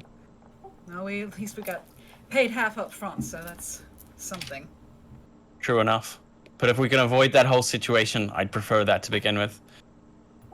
Likewise. It's only one more day's travel. If we can avoid any complications, that would be perfect. So stay close to the fire. Keep your eyes and your wits about you. I'm sure Egan will be doing the same. You need the fire with the warmth to last through the night. Don't let the freeze get to you. I'll trigger that awesome fire camp sound with Sirenscape as Ned Weir gets a raging fire going.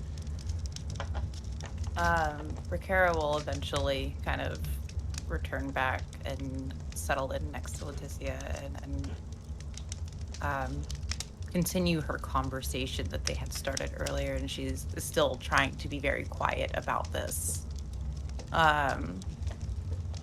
Sort of hushed whispers and say, I want to have more of these dreams so that I may perhaps find an answer. This does not bode well as an omen. Well, what do you need more to? What do you need to be? You can have more of the dream. Sleep. Once we sleep, after the dream, tell you the information of the dream, and then we use our own minds together to decipher the dream. Well, if all you need is sleep, let's go to sleep. I'm not ready. What do you need? You need to eat something? No. I fear the dream.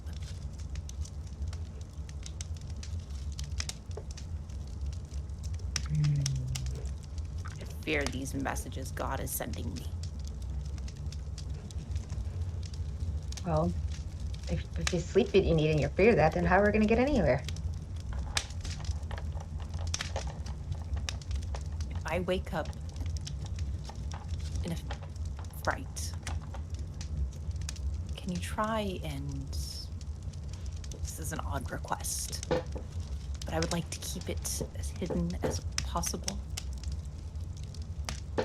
Yeah, well, yes, you know me. Right. I'm writing all of this down. Excellent. And then eventually Brickera will sort of settle down and sort of cozy up with the fire going. Slowly will put one of the furs on her. Aegon's going to pull out a flask, take a sip of it, and then looking around the group, he's going to chuck it at Laquisa. You should take a drink. It should keep you warm. To who? To you, Leticia. Oh. What is this? I'm just smelling it. It smells like a strong ale, but quite coarse. She never experienced this strong of a liquor. It's a Takes warm a sip. potion. Take a sip and then I pass them over to my young friend. And I It's taste definitely this. yeah, and it's definitely strong, but maybe not the tastiest. Maybe it's like the equivalent of a really strong bottom shelf compared to maybe Leticia's background, her noble family with very high shelf tastes, you know. Whereas I imagine Aegon, like, you know, he's got like the equivalent of moonshine or something. I don't know. It's just my thought. It has a burn. It has a burn. Yeah, Yeah, definite burn. Did although you probably wouldn't read it on Aegon's face. To him, it doesn't burn. You know. Right. I'm trying to be polite, but it's not working. She'll take the flask from Leticia and hand it back to him and sort of shoot him a glare. She's just graduated. She is not of the world outside of her own. Do you think it is best to get her drunk out on the woods? Those of so fearful of our safety, yet you hand her booze. And the booze to keep her warm. You led her into the forest. I led her into the forest. Stay by the fire. Keep warm. I'm grown. Stay I alive. can take care of myself. Thank you very much. Isn't graduation age a little late to get started on that kind of thing? And then Moraine has her own flask that she kind of pulls out and just. Nice. I'll pass my flask as well to you, Nedwin. Nope. Nedweir. Nedweir definitely takes a swig of that while warming his hands. He tries to hide that it is quite coarse even for him. I would Nice. not take Do the another job. sip.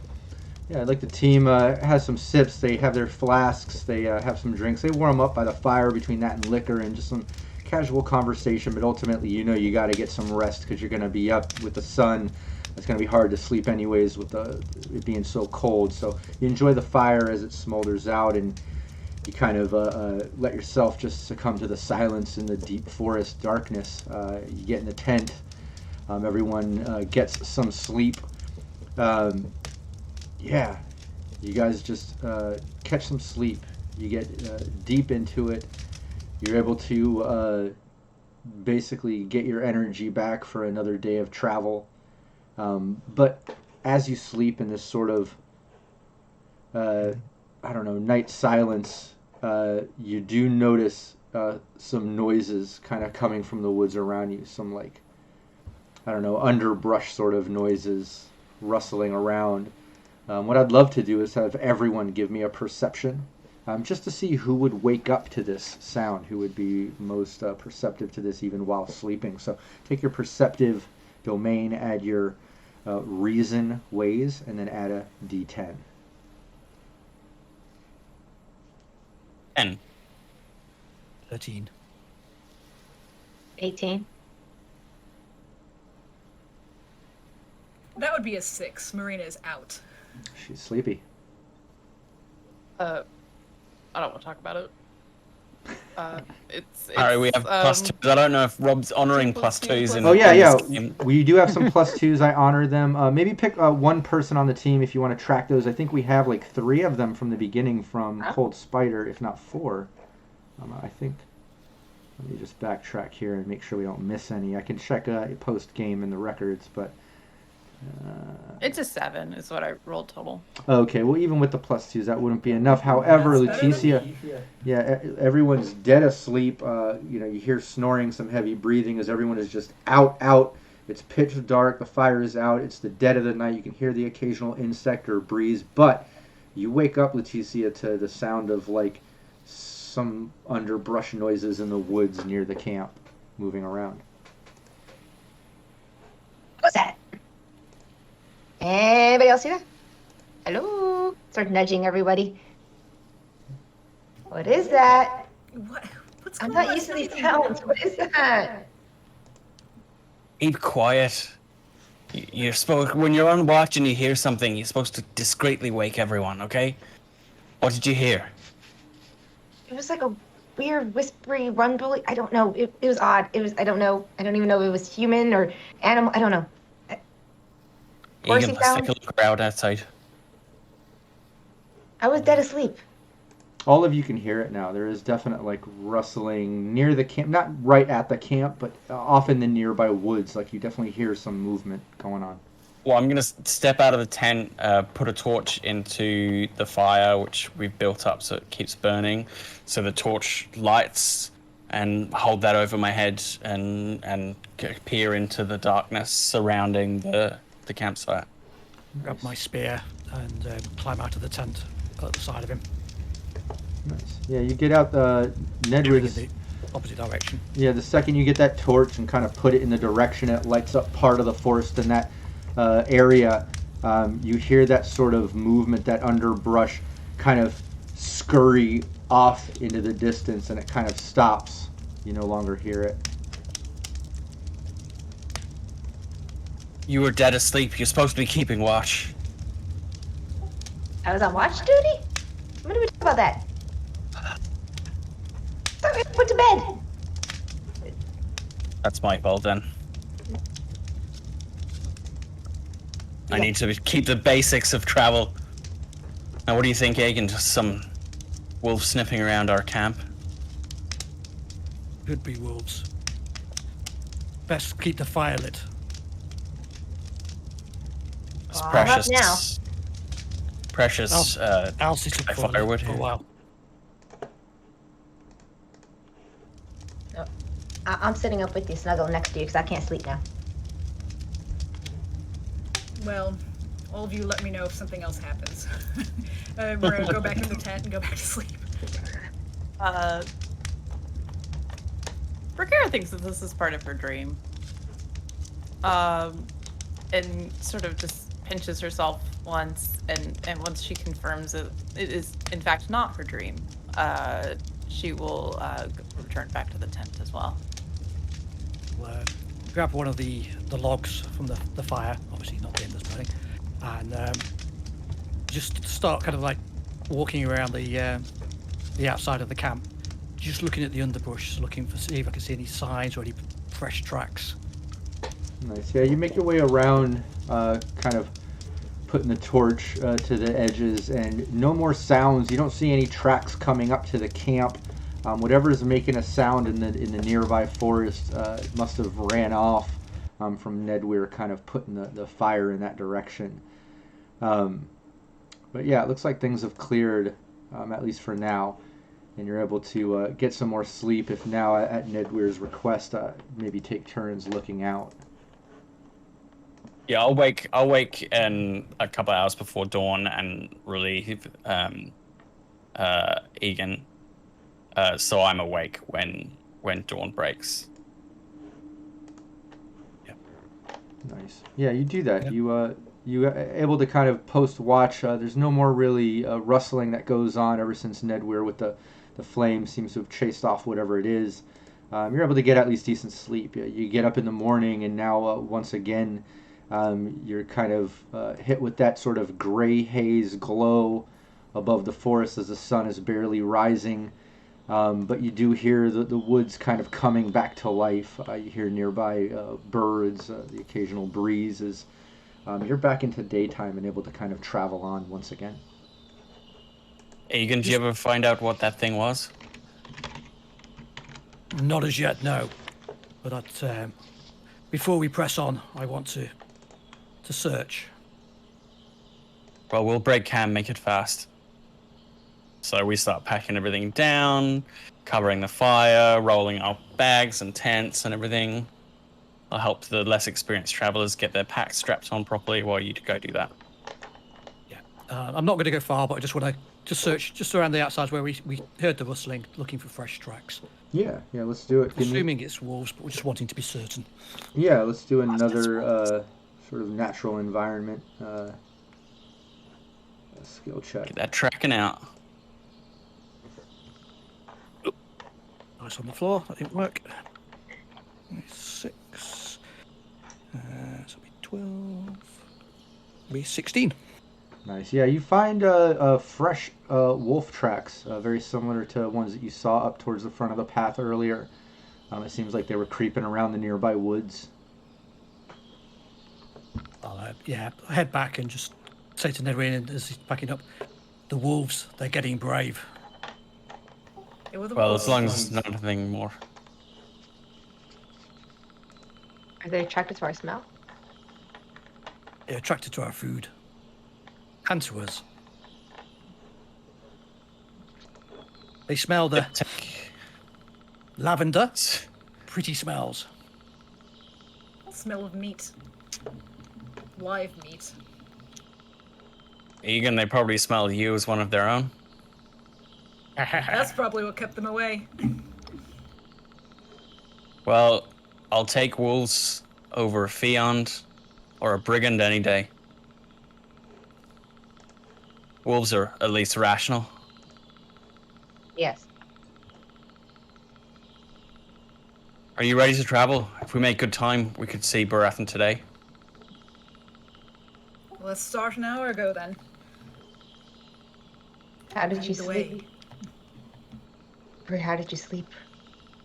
I'm assuming she didn't have any dreams since her sleep was interrupted. No dreams last night. Bracara sort of shrugs and says, I think whatever it was that was looming interrupted my ability to speak with God. Oh, make note of that. Don't interrupt your sleep. I need a full night's rest for these dreams to come, and so that way we can decipher them. Okay. Hopefully we don't have any interruptions tonight. Damn wolves. Yeah, Nedweir knows with how much you've traveled with at least from half a day until the early sunset due to Morel Peak. You should be able to make it to Braithen if you just get on the path before dark.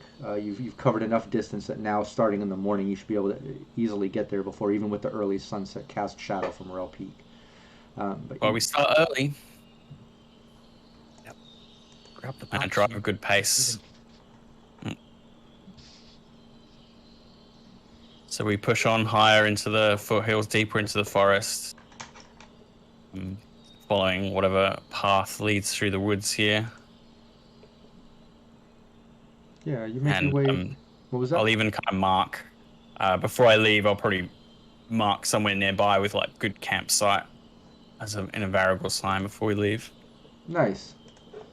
Yeah, you drop that symbol, get camped together, and start making your way. As the path continues winding through these woods, it's still snowy, a gray haze, but there is enough glow that you can see. You feel somewhat safe, especially compared to last night's fiasco with the sounds in the woods and just the disrupted sleep. You continue on, and as you come around a certain bend on the thin path, you can see up ahead where the path kind of straightens out. It looks like there's some type of broken down cart and crates or something up ahead. Yo, what's that? Virgo, what's that up there? Abandoned cart. That can't be good. Is that one? Maybe that's the people who went first. Once they get close enough, Marina would kind of be looking through it to see if there's anything there. Nice. Yeah, Egan's going to kneel down and draw his bow.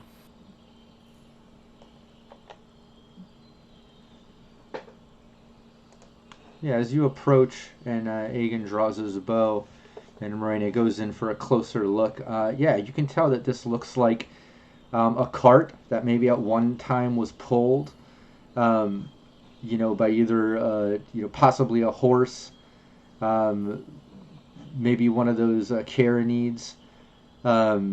It's hard to tell, but it is a small cart.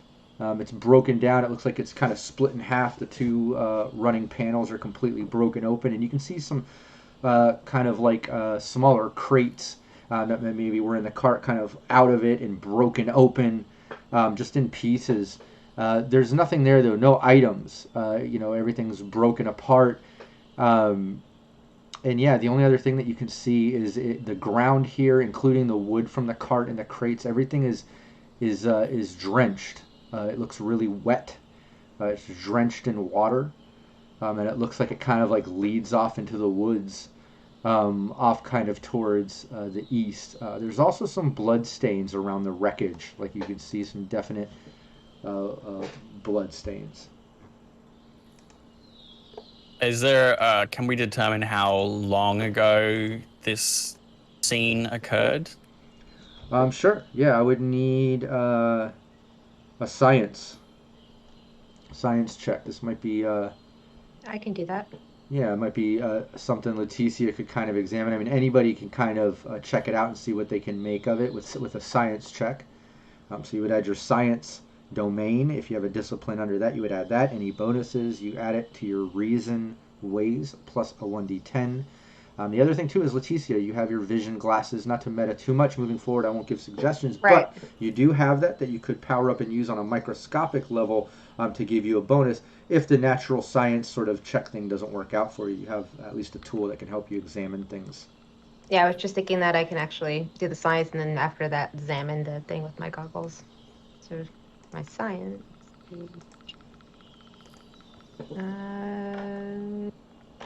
21 Oh, nice. science. She sees everything. Yeah, that's a great roll. Leticia just kind of steps up. It's her moment to shine as everyone's looking at all of this. And you can tell Leticia all of a sudden goes from, I don't know, this sort of frail stance and this unexperienced young female straight out of school from a noble family up north to this sort of like just diving right into a crime scene, trying to examine things and figure it out as she realizes like these bloodstains look old. They look like they could be at least a week old, maybe a little over a week. It's hard to tell, but probably about a week. Wow, these look about a week and a half old.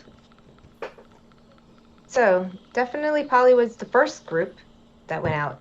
This might be their trailer or little cart. Let's Impressive see. that you can tell that precisely. That's handy.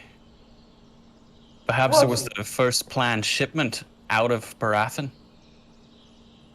Well, whatever they were shipping is gone now. Well, let's see if there's any residue left around on the carts. And from my glasses. Ooh. Nice. Yeah, if you want to power up glasses, let's refer to the Magientist. I can see out of them too. Nice. Those are Nice. super cool, by the way. Which is much better than my contact lenses because I can yeah. see nothing.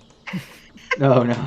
Yeah, you got to give me a use artifact check. I believe that's under your Magience skill. So if you look at Magience, Yeah. I think you have a discipline. You specialize in artifact use. Yep. Yeah, so take that total, any bonuses, add it to your reason ways, and give me a 1d10. You just got to beat a 14 in order to power it up. And then also you got to reduce the amount of flux that you have. And we can deal with some of that inventory stuff off stream. Just make note of it that you've used it once, and we've got to do that math later. Boo, because I got a 13. Okay, well, hey, at least it's not a crit fail, but you do waste the flux, and you're not able to boot up Yeah. the vision glasses. And it's one of the first few times you've actually tried to use them in the field, and it doesn't surprise you that you're a little inexperienced when it comes to it, Didn't find anything, guys, but we'll try next time. Is everyone Fancy seeing this? glasses not helping you. I only used them one time before. Perhaps it's too cold for them. Perhaps. I mean, I can try again. I have another carton of frets. It's fine. Whatever they were transporting's been well picked over by now. Do you see this? All this liquid? What is this? What? Where? I'll get up from where he is and walk over to you. She kind of gestures to all the water? Question mark. The blood is obviously blood, but didn't get warm enough to melt anything. Yeah, what is that? Yeah, And in fact, start hold that looking thought. in the mud to see the prints. Yeah, hold that thought, Agan, too, as you notice the prints and the mud issue, because I do want to mention Morena saying that in roleplay moment. Yeah, you do realize like everything's wet and it's cold enough that it should be frozen. It's weird that everything is actually damp, but it's not frozen. But it's like really cold to the touch, but it's soaked. And Agan noticing, no footprints staying in it, that it hasn't been frozen or solidified like normally we would assume it would. It's just soaked. That's not natural. I don't like the sound of that. There are no prints, and he's going to touch it. Would I not be part of my Nice. science looking at all that stuff? That liquid? Yeah, I wouldn't even make you do a science roll. Are you looking at it, kind of racking your brain with your education, your science skills, all of that? Yeah, you can back up Agan. It's definitely a liquid. It's kind of resembles water in how it is, but it is odd that it's not freezing. That it didn't freeze or whatever. Yeah, it's like more of like a gelatin water. Like it's weird. What's in it? Like it's mixed with something. Do we have something we could take a sample with it? It's Get just on the way looking back. at you bizarrely as you're saying random words to him. I know. As I'm talking to him, not even paying attention that he's there anymore. I'm just going and on. It's like, Did you buy any containers for supplies? I got an extra water skin for water and stuff, so I probably just have my empty one of those. Yeah, you could do that. There's not actual water to kind of pool into this, but you might be able to grab some of the soaked mud, or Ew. yeah, like some of the broken pieces of wood that are dripping and stuff, and kind of drip some in there and put some in if you want to keep some of it. Yeah, I put some in my extra water skin, like, and just put it in there. Yeah, you can do that. Maybe you'll get your vision glasses working in the future. You can take a better look or something. But yeah, you have an extra water skin. You take some samples. What's There everyone are else no do? tracks, but the trail leads this way. I'm going to point in the westward direction where you mentioned. Yeah, heads off into the woods, off into the east. There you go. That's not the direction we need to go, is it? It's not, no. We're not being paid to investigate disappearing carts, strange water. Being paid to get to Barathan, Good. fix whatever issues they're having. Good. I don't want to go in that direction anyway after all this. It's a little too weird for my taste. Yeah, I agree with you guys. I don't want to go that way. Let's press on then. Aye. Yeah, Keep your wits. Yeah, you make your way through the pass, continuing on through the landscape. We'll bring up some more imagery as you keep going through the winter woods covered in ice, and you get farther away from the cart. You're probably just, I don't know, maybe a handful of hours from artificial sunset casted by Morel Peak. But you're also just a handful of hours from Braithen. Ned Weir has kind of calculated that as you continue on. One thing you notice is as you get closer and closer, and as it gets darker and darker, the birds kind of get more and more silent. You're just a handful of hours from that sort of nighttime atmosphere. The winds also start to pick up a bit as you hear them kind of cutting through the trees and just kind of whipping down the path, almost setting a sort of eerie mood compared to the daytime travel you've had thus far. As you start to get up and further down the path, I do want to have everyone give me a perception roll once again.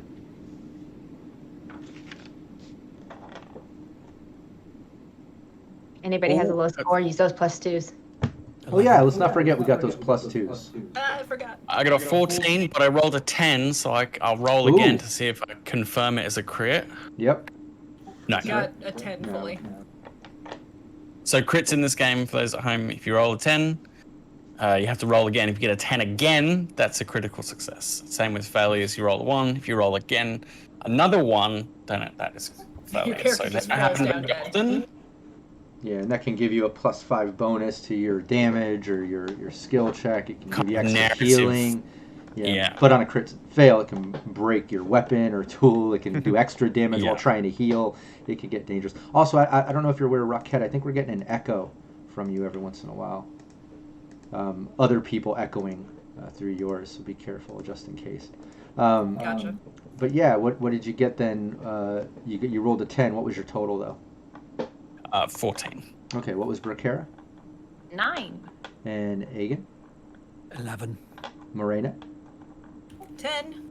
Leticia? 16. Leticia, really good perception. Yeah, Leticia and Nedweir, and it would make sense. Nedweir being in the front of the pack, kind of leading the way. He's a Vericle, he's experienced. Leticia, first time out, maybe being a little, anxious. But both of you, as you are coming down the path, and the wind is picking up, you can clearly hear, cutting through the wind, coming from up ahead in the path, some like rustling noises, kind of like I'll trigger some rustling noises here in Sirenscape just to kind of set the mood. You can hear some like movement similar to what you heard out in the woods the night before, but coming from up ahead. And you even hear like the occasional like little growling and like little gurgling and growling noises. Leticia and Nedweir. Oh, I heard that. Weapons in your hands. Immediately drop to the knee and draw the bow. I don't have anything. Leticia with her tiny dagger. Stay behind. I know. It Marana. sounds like... Marana. Is You're it- frozen up. Come on, Marana. Oh, yeah, she is frozen. Frozen in fear. Yeah. It's like she went to fix something with her microphone. Oh, maybe she was just fixing the putting the headphones. She was yeah. just putting in headphones. I saw her do it. And then froze. Yeah, we'll give her a second. Sometimes these glitches happen. I'm sure she'll get it fixed. But yes, Agan, you ready your bow, kind of taking a knee, creeping up. Nedweir giving everyone the heads up, telling them the wait as he arms himself, and Leticia taking out her dagger and instantly going to the back of the pack. I imagine. What's Bracara doing? Yes. Bracara is also going to the back of the pack. Nice. Yeah. Yeah, stay next to my little Very- dagger. Very squishy. She also pulls out her dagger, and she seems more, I guess, interested than anything. Curious mind is curious. Well, wait. Would a natural environment roll tell me what the growls, whether they're coming from Oh yeah. a natural beast or what kind of beast? Absolutely. Yeah. Give me natural environment. I think Agan would be good at that too. I mean, anybody can give me Yeah. that, but I mean, this is obviously a hunter and Varigle's specialty. Yeah, beasts of the wild. That's a 14 for me. Nice. So just natural, but not disciplined in this particular bit. Oh, looks like Roquette is signing back on. We'll have Morena very soon. Let's give her a second. Only a 12. That was not a good roll. Okay. Yeah, you're not picking up on it. You're spending time readying your bow, just getting in combat mode just in case something's happening at Nedweir's warning. But Nedweir, yeah, you can tell it's not monstrous. No beating around the bush. You can tell it's wolves growling and rustling around. You can't tell how many with that number, but you can absolutely confirm it's wolves. Our friends, again, the pack. They must have tracked us all through the day. As the sun goes down, they're growing bolder.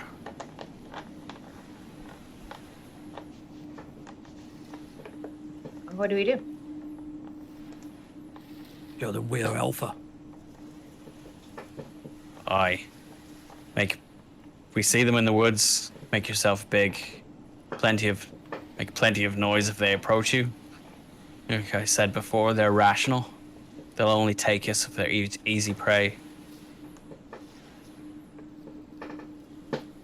I'll light a torch with the tinder that I have. We can use that to keep them at bay if they approach. But I'll tell everyone to come close, with myself at the front, and yeah, we'll edge closer to the sound, see if these wolves break cover. Yeah. And I'll, again, stay at the back, flanking them with the bow drawn. Yeah, if you want, why don't you? You're in the front. Agan's in the back. Nedweir, if you're in front, why don't you give me a stealth? Okay, so it's just I don't have any points in stealth, just 5 empathy. And Morena's So second in 7. line from what I heard first. Let's get a stealth from Morena too. And I know you were restarting your cam and stuff, Morena, but yeah, they heard some growling and rustling up ahead, up in the path, and Nedward was able to identify the sounds as wolves. Okay, so stealth would go with Empathy. empathy. Yeah. Perfect. Thank you.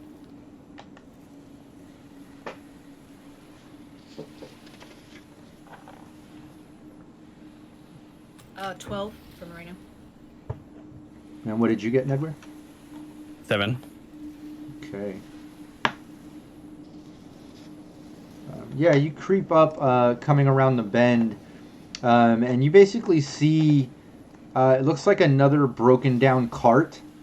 You can see a broken down cart, some crates and debris and stuff, but it's hard to really get a visual because you're blocked by what looks like 2 wolves, kind of hunched over. They have their backs to your direction. They're kind of messing with something on the ground. They're kind of moving around. They're growling. There's kind of a larger wolf, and then I mean they're both large, but one is slightly larger than the other. But they have their backs to you, growling, messing with something.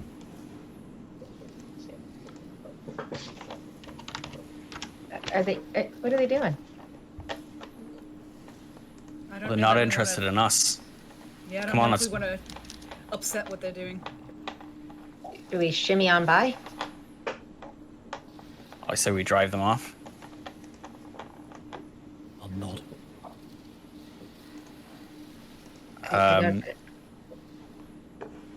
I'll raise my torch above my head and kind of approaching. I'll keep the torch high and my carrot in the other hand, and then kind of rushing forward, make a loud sound, rah, rah, wave the torch at them. Once he does that, Moreno will kind of, since she's right behind him anyway, will start like yelling and making big. Yeah. Yeah, both of the wolves instantly like stop doing what they're doing and like flip around and look at you, their eyes wide open, kind of hunched, their back hair all puffed up.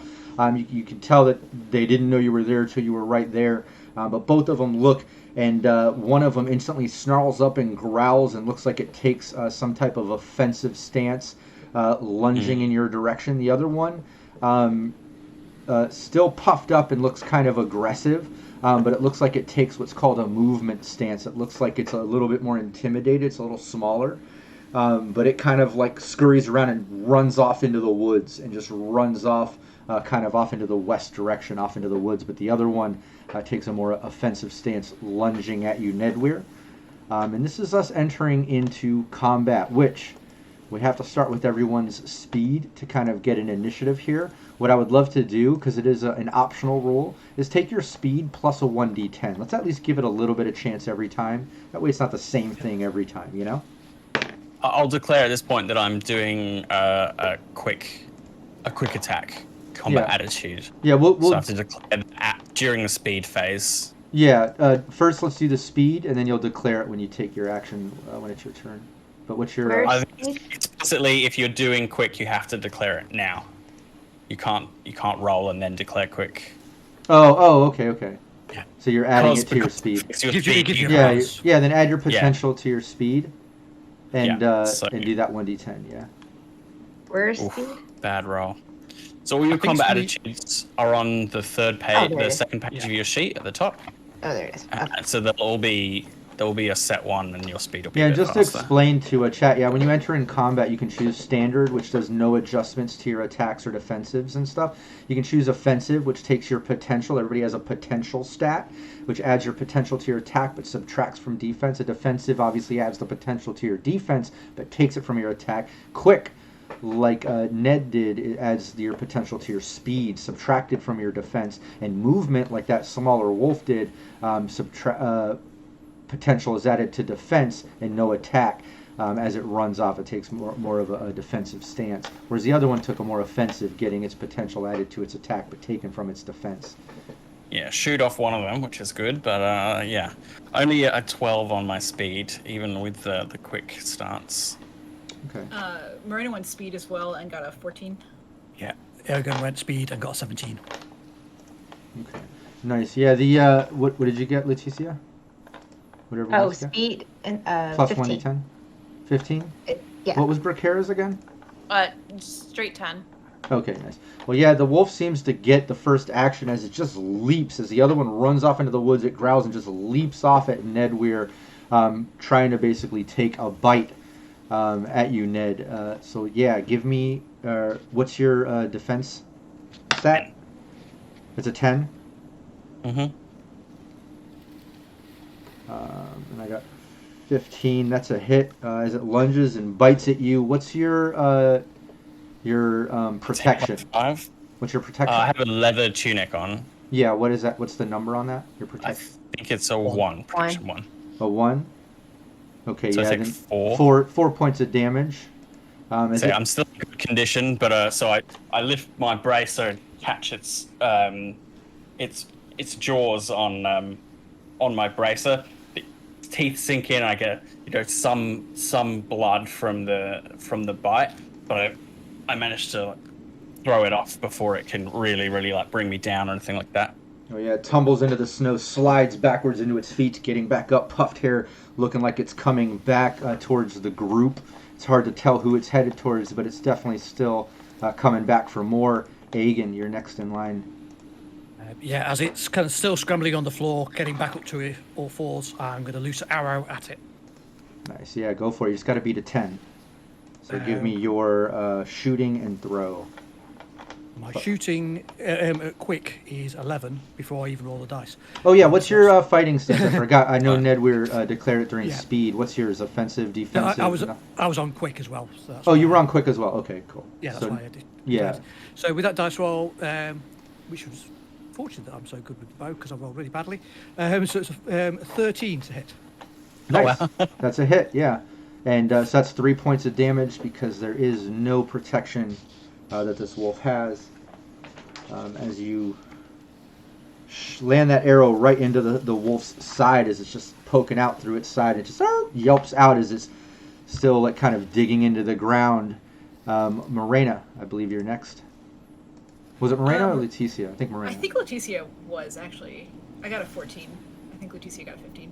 You got 15? Yeah, I got 15. Okay, yeah, Leticia, you're in the back. You see Ned Weir take the bite, sling it down. Aegon shoot off the arrow. What are you doing? Running. Running and hiding. Okay, so I imagine you want to take the quick Or movement, maybe. or movement. Quick, where your potential is added to your speed, subtracted from your defense to kind of get away, or maybe your movement, where it's added to your defense. Oh, let's see. My quick is a 7. Or speed, I guess that's what it is. Well, no. This is your attack stance, your attitude, your fighting attitude, I should say. So it sounds like you would want to take movement. You would want to take your potential, and you're going to add that to your defense. So you won't have to do that right now, but if it attacks you, your defense will be raised up in addition to, with your potential will be added to it ultimately. But yeah, you can do that and kind of stay back behind Ned Weir and Aegon. What's Morena doing? Marina's going to shoot at this wolf with her crossbow. Nice. Yeah, give me your shooting. Just got to beat a 10.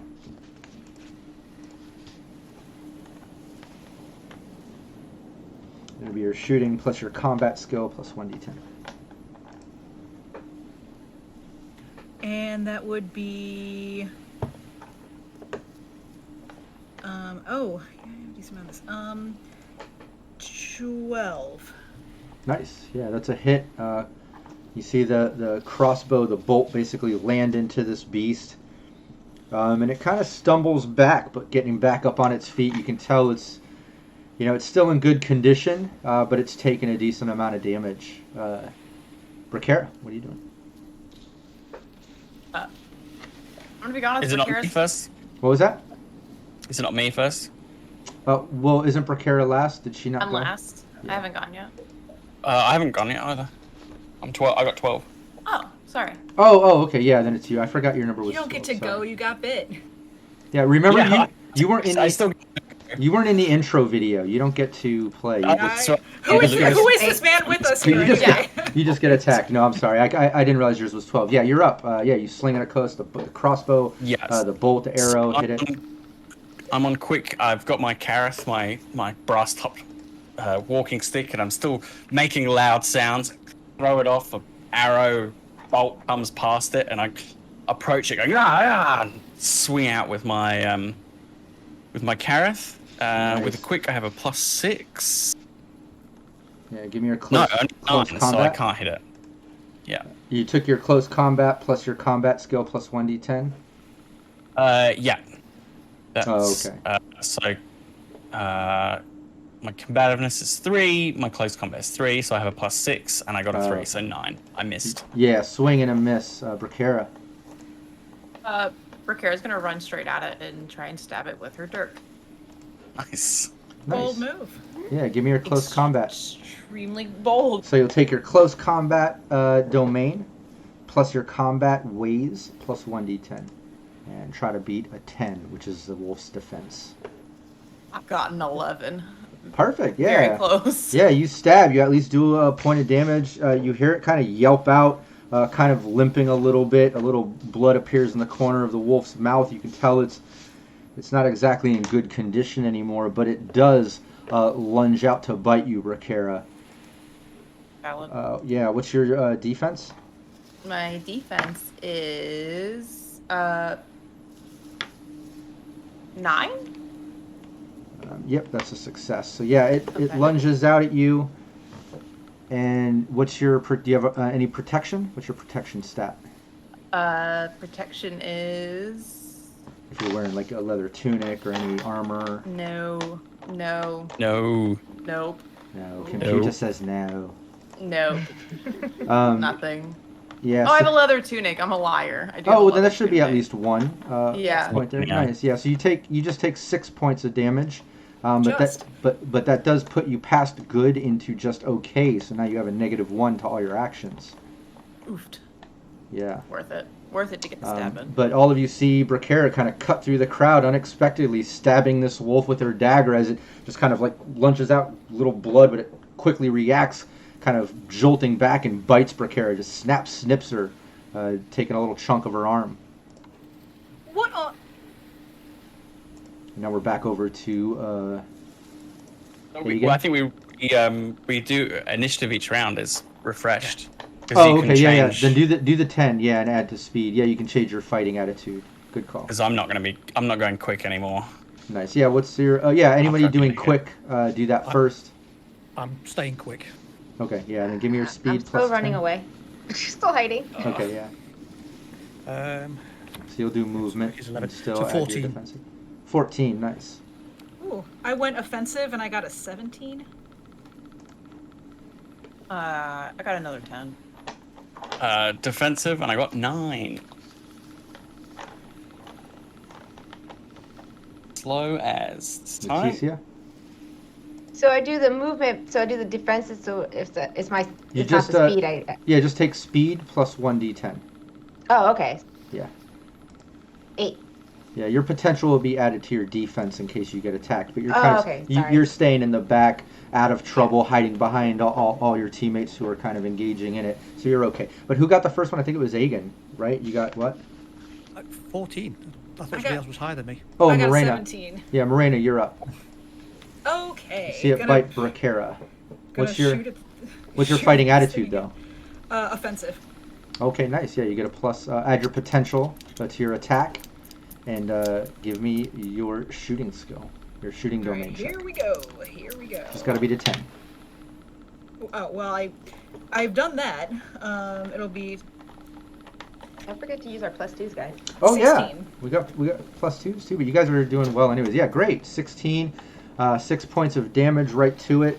Yeah, as you whack this thing. 2, 3, 4. Ooh, yeah, you basically set it into a sort of bad state as this bolt rips through, and you see it actually pierce through the back, out of the back of the shoulder blade, as this wolf kind of scurries back and yelps out as blood's running down its hide, and it just kind of like limps scurrying off into the woods, off into the west in the direction where the other one already ran off. I think once that happens, Marina would kind of go forward to Bracara. What are you doing out there? And start, like, kind of looking to where the bite is. What were you thinking? I wanted to kill the wolf. Yeah, well, more likely it was going to kill you. And, like, kind of pulls out and, like, wrapping around wherever the bite would have been. I'm assuming it's a wrappable area. What were they fighting over? Let's see.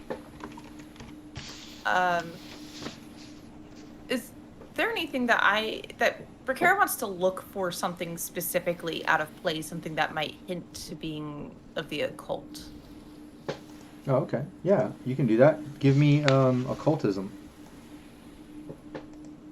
As the rest of you see Morena wrap up Bracara's arm, she starts kind of looking over the area as the rest of you step up to check out what the wolves were doing. Yeah, as they're kind of stepping up to look at what the wolves were doing and kind of medicine, Aegon is actually, he's surveying the woods. He's keeping an eye to make sure none of those wolves or anything else come back. Yeah, you clearly see that injured wolf scurrying off into the snow, leaving little patterns of red in the white snow, but it just gets far enough into the darkness you don't see it anymore, but you can clearly hear it scurrying off into silence, like it obviously was wounded enough it ran away. You don't see any others around, you don't hear any others, it's just the sound of the wind silence. In fact, let me stop the underbrush sounds, as there are no more threats in the area as it would appear to Aegon. The wind is picking up a bit, but Bracara, what did you get for your occultism? Got 13 total. Yeah, you look around and you don't see any signs of occults, no symbolism, no markings. You're not catching any vibes or senses of it, but you do feel a little bit of anxiety over the area, like a little negativity or turmoil, like you feel a little tension. Maybe it's just a little vibe. Maybe it's also because you just got wounded as well, but you're not picking up on any occultism directly. Bracara will look to the rest of the party and very quietly say, "This is an unnatural feeling of mine." Yeah, well, I imagine getting a jaw full of teeth in you would be unnatural for anyone. Feeling is death. You just brushed with it. So did whatever happened here. Yeah, what What happened? what are you all finding in there? Anything they left? Yeah, as you look up the area, you see clearly a broken down cart, some more crates. It looks just like the wreckage you saw, hours previous in the path, except this one, it's soaked in water. You can see clearly water kind of leading off towards the east, off into the woods. You can see there's, blood splatter around, significantly more blood than in the first wreck. And you can see what the wolves are messing with. It looks like clearly a Varigal. In fact, Nedweir, you recognize some of the markings that he has on his gear. It looks like there's a dead Varigal on the ground, but it looks almost deflated, like the skin is kind of wrinkled and sucked in, like the cheeks are sunk in, the chest is sunk in, the stomach is sunk in, and you can see like his stomach and entrails and all his inside organs kind of out of his mouth. His jaw looks dislocated as he's kind of contorted on the ground. The jaw's dislocated as you can clearly see like the esophagus inside out with the stomach and just different organs like almost put inside out, pulled out of his body. And then you can see some bite marks in the organs and on the body where Aegon, Ned, where you clearly can tell it's where the wolves were kind of feasting on this dead Varigal. But that's what you see immediately. And just at first glance, we got to do a mental resist check here. Before you roll, before you get into it, just to explain to Chad and the players, there is a sanity chart. It's an optional rule with Shadows of Esteren, and we're absolutely using it. It is dark, it's brutal, it's kind of crazy. But before we get into it, I need to go around the table. I already have Leticia's. I need to know everyone's trauma. I need to keep track of trauma points, because this is something I'm going to track and not tell you, because I set the different amounts of sanity, and I'll track how you progress in the chart, and then I'll let you know when you start having issues, crises, and different things like that. But yeah, let's start with Nedweir. How much trauma? So Nedweir has 5. I started with 5 trauma from character creation. Oh wow. Yeah. Okay. I have a difference 5, and Yeah, my disorder is oh god, what was it? Elation. Okay, what did Bracara get for trauma? What does she have on her sheet? I have 2 points of trauma. Okay.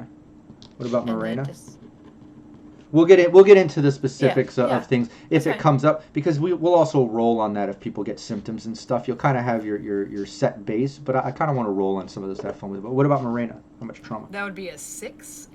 Oh, Wow. so And, you definitely have a symptom. What's the symptom? That's right. It's frenesie, which I think frenzy. Frenzy. Okay. So you get, I think the symptom is like rashness, right? yeah, you get. Yeah, I think it was aggression and like Yeah, if you check in a out. very sudden way. Yeah, if you check out, I think it's on page 270 of the PDF. Just double check that, Morena, in case you need to act on it. But Agan, what about yours?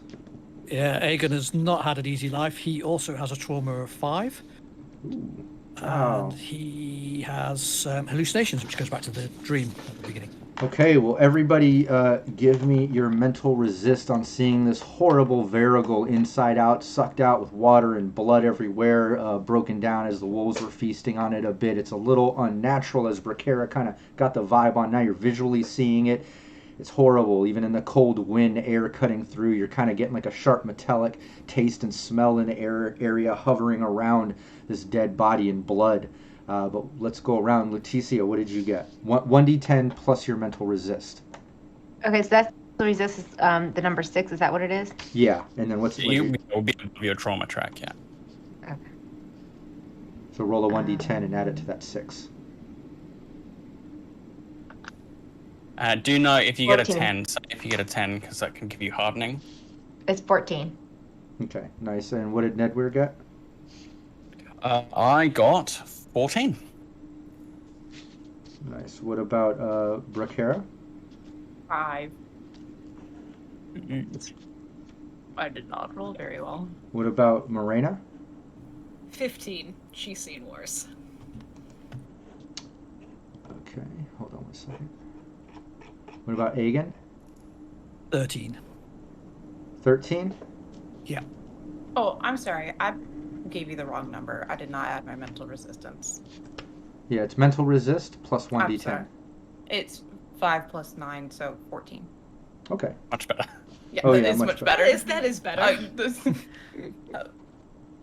Got a little crazy there. Yes, I mentioned hardening there for those watching. If you crit your mental resistance roll, you can actually get some hardening, which represents your ability to like shrug off things because of all the stuff you've seen. Which over time can actually be a negative effect to certain things. It's such a deep game system, Yeah. the psychological side to this character stuff. But yeah, all of you see that. It's a little disturbing and offsetting. Morena, how much trauma points did you say you had? You had 6? Yes. Okay, and Agan, how many did you start with? A 5? 5, yes. Nice. Yeah. Why don't you give me Agan? Give me a 1d10. A 1. That's the perfect time to roll a 1. Nice. In fact, I'll let you choose for fun, for role-playing sake. But you're either going to suffer from some nightmares from seeing this, or we can lean into hallucinations as you see this carnage. I'll leave that to player's choice, but you see this, and you're definitely getting some symptoms from it. It's definitely affecting you. Well, as we talked about back in the session 0, part of my history is I did serve at the Inguards, which were the forts that protect mankind against the Fians. So he's kind of seen these things before. So he's probably having some pretty vivid flashbacks and memories of brutal scenes and what happened to the people that tried to follow and deal with them. Oh yeah, I would like the rest of you, as you're looking it over and you're kind of like, oh god, it's so gruesome and stuff. But then you notice Agan kind of taking a couple steps back and even like readying his bow and kind of like, you know, shaking his head and like thinking he's almost having like a PTSD moment, and he's just having having some symptoms from seeing this scene, and the rest of you are noticing Hagen's having a bit of a breakdown. Agan, Hey, Agan, That's your friend's problem. They're in the Hey. trees. Keep that one back. Kind of pointing at Brakara. Stay with the group, you fool. Agan, what's happening? wolves are gone again. Settle yourself. It's not the wolves. Can you not? There. There's nothing in the woods, Agan. Knowing what I know about occultism, would Brakara be able to identify that he is sort of having a flashback? Yeah, I think absolutely. Yeah, therapy is your jam, Yeah. Like an occultist knows about this stuff. In fact, like, like when you're done with this adventure, you could probably spend a week with him in some therapy and help him kind of cope with whatever's happening. But absolutely, you can tell he's suffering from some symptoms from the traumatic site. Staggering a little bit into the verge with his bow drawn and kind of like aiming it erratically at the trees. Brakara's going to very carefully walk towards him with her hand out to symbolize that she is not a threat, and try and reach up to lower his bow. And as she's doing this, she's very quietly whispering to him,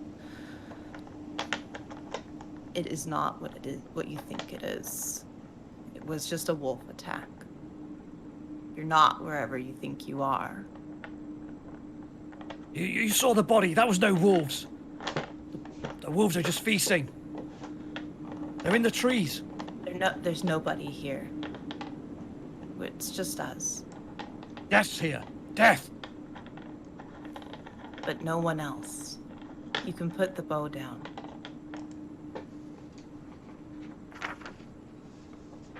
She'll slowly start to lower the bow. She's got the pressure on it, but he's still kind of very agitated and knuckles white as he's clutching onto the wood.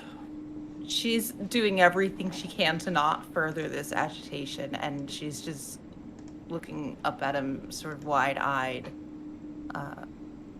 It's okay. You can let it go now. Brakara, give me a relation check. I think, an occultist, you would successfully be able to bring Agan down. Obviously, we need to do some therapy and checks, and this is like its own thing that requires too much time. But just in this moment, I want to see how long it takes, because we know that we're pressed for time to get to Braithen before sunset in another night, right? Let's just see if you're able to kind of snap them out of it quicker than not. What did you get? I got an 8. An 8 total? Yeah.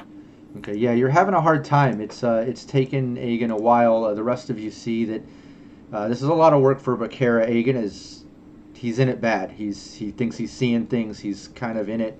But over time, it takes more than an hour. But Brakara is able to calm him down.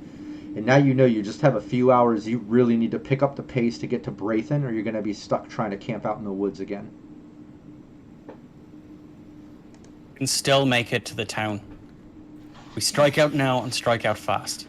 Let's get a move on. Move then, yes. And kind of as they start going off, Marina would match pace to wherever Agan is. You okay?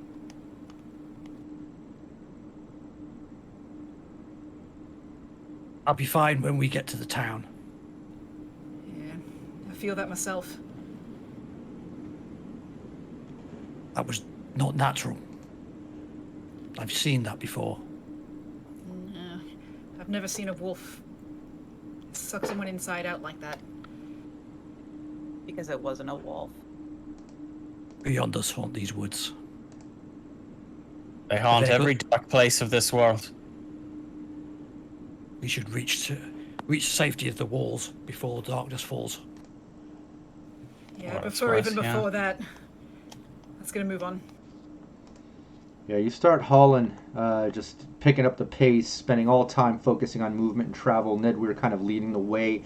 After about an hour or so of travel, you've made some good distance, enough that you can actually see some smoke in the distance. Maybe another hour of travel, you could be to Braithen as you're getting through. Yep. Can I get us there quicker with side roads?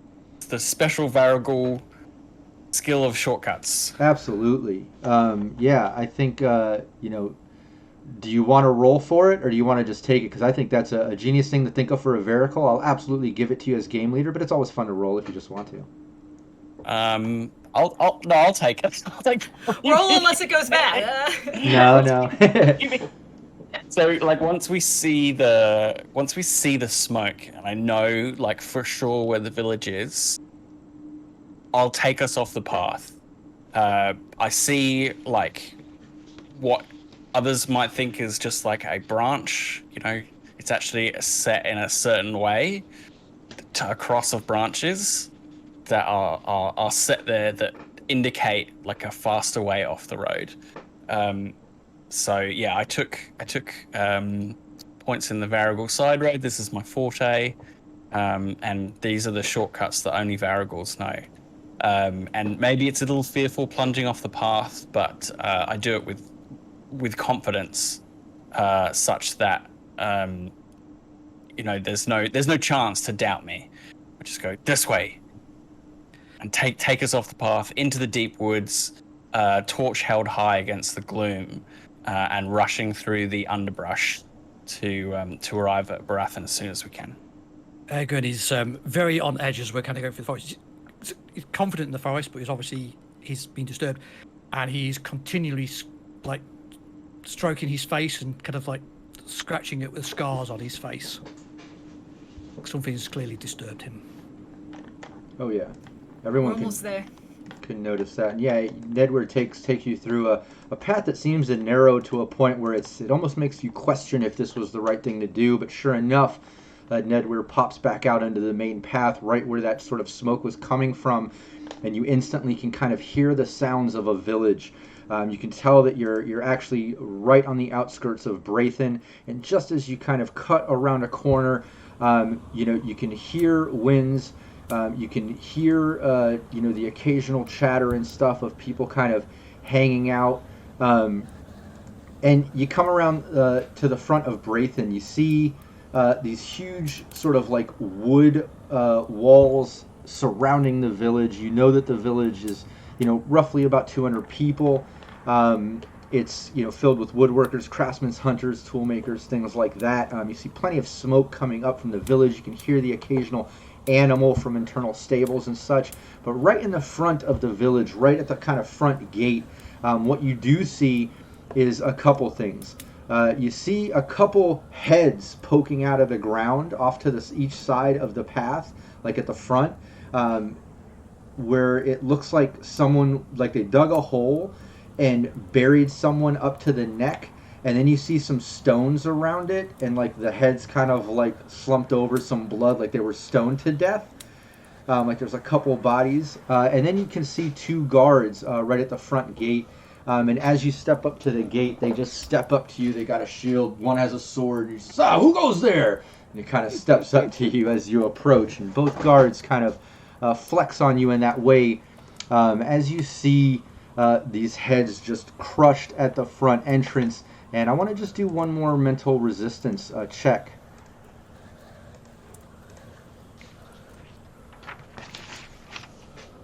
Oh yeah, and we can say the other guard didn't have a sword. He comes up, who goes there? What'd he say? And he's got an axe, and there's two of them, one with a sword, one with an axe, both with shields, which adds extra defense and such. Obvious guards at the front gate of Baratheon. But yeah, what did you get? Let's start with Leticia. What did you get? Mental resist plus 1d10. 7. 7? Nice. What did Nedweir get? 8. What did Bracara get? Bracara, sorry. Okay, I got a 13. What did Morena get? 13 as well. Nice. And Aegon? 14 this time. Nice. Nedweir. What's your mental symptom? My disorder is elation. Elation. We can go with that. You can also give me a 1d10. I'd like to give you an option like I did Aegon. I'm having crisis. Oh yeah, you're having a bit of a 6. Nice. Fleeing. Drops what you're holding and flees for 1d10 minutes. I I kind of like that. That's kind of extreme. I'll let you flip for it unless you want to just pick one. It's always fun to roll and flip for things, but you do have both those options. But seeing the crushed heads stoned to death, and the guards, especially after seeing what happened at Varigol, I wouldn't really want to flee per se. then don't. I think my interpretation of that would be more like cowering in fear. Perhaps he drops to his knees and he's like, "Whoa! Please, don't harm us, please, please, please. We're beset in the woods, and there's things out there chasing us. Please, we beg." All right. Well, we're not taking visitors right now. Step forward. What's your purpose? What are you doing here? We've been sent here on a mission. Who are you? I'm a guard of Braithen. Who are you? What mission? What are you talking about? The other guard steps up with a sword. You can tell they're about to take a sort of offensive stance. You could Question. We would have a paper or something, right? Oh yeah, remember Like the Varigol outpost, the boss man gave all of you official Osta by stamped wax sealed paperwork that you're on official business from the capital. Yeah, so I'll I think pull mine out. yeah, would pull out and head for like tone it down and We then have just paperwork to be here. Square my shoulders and glare. Yeah, and you see Nedweir kind of like looking at you all like he looks a little bit terrified at the crushed heads and the way that the situation's going. You can tell it kind of got to him, like all just like Aegon back in the previous. Bracara maybe picking up on it the most. But the guard with the sword instantly grabs up paper. Give me, what's this? What's it? official business is what this is. All right, I can read. He looks down. He leans into the other guard. You can hear him kind of mumbling. And all right, fine, it's official. Hey, you're in here. And he hands it to you. We'll take you to Elder Endrick's home. Let's go. Open the gate, he yells, and all of a sudden the gate opens up. This little village kind of opens into the courtyard. You can see a fire going. There's some people kind of coming and going. There's a stable off to the side. He says he's going to take you to Elder Endrick's home. Basically, Grab Nedweir's shoulder and help him to his feet. Yeah. And help him to move forward. Bracara would help with that and sort of like very quietly try to soothe him as best she can. Nice. Yeah, you're let's get another relation from Bracara. Let's just see if you're able to kind of get him back to normal quicker or not. Nat 10. Oh, nice. Use those plus twos. I wish I Well, could well, remember. she just got a nat 10, so give me another Oh. 1d10. Okay. Bracara says, Nedweir, you cower for no man. That one was a 5 plus. Oh, okay. Yeah, well, we just do a second. Anytime you roll a 10, you roll another one to see sure. if you get Oh, yeah. another 10 or whatever. Right. But yeah, Okay. but either way, what a great roll. Bracara is able to get Nedweir up, and little eye contact, a little conversation of getting back to your feet and moving forward. She's able to get you your confidence back enough, Nedweir, to move forward and be yourself, and not look at the crushed stoned heads buried by the gate.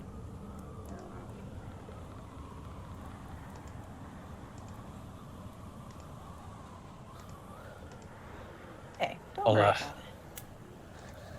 Sorry, this day was almost too much for me to bear. But we have made it. And we take solace in that fact. Road always takes its toll. Well, you got us here safely, so that's at least something. Plus, they were particularly rude. I don't like the looks of them. Yeah, Well, so get us here safely. I'm going to give you a meaty pat on the shoulder. And now at least. Let's see what the Elder has to say. Yeah.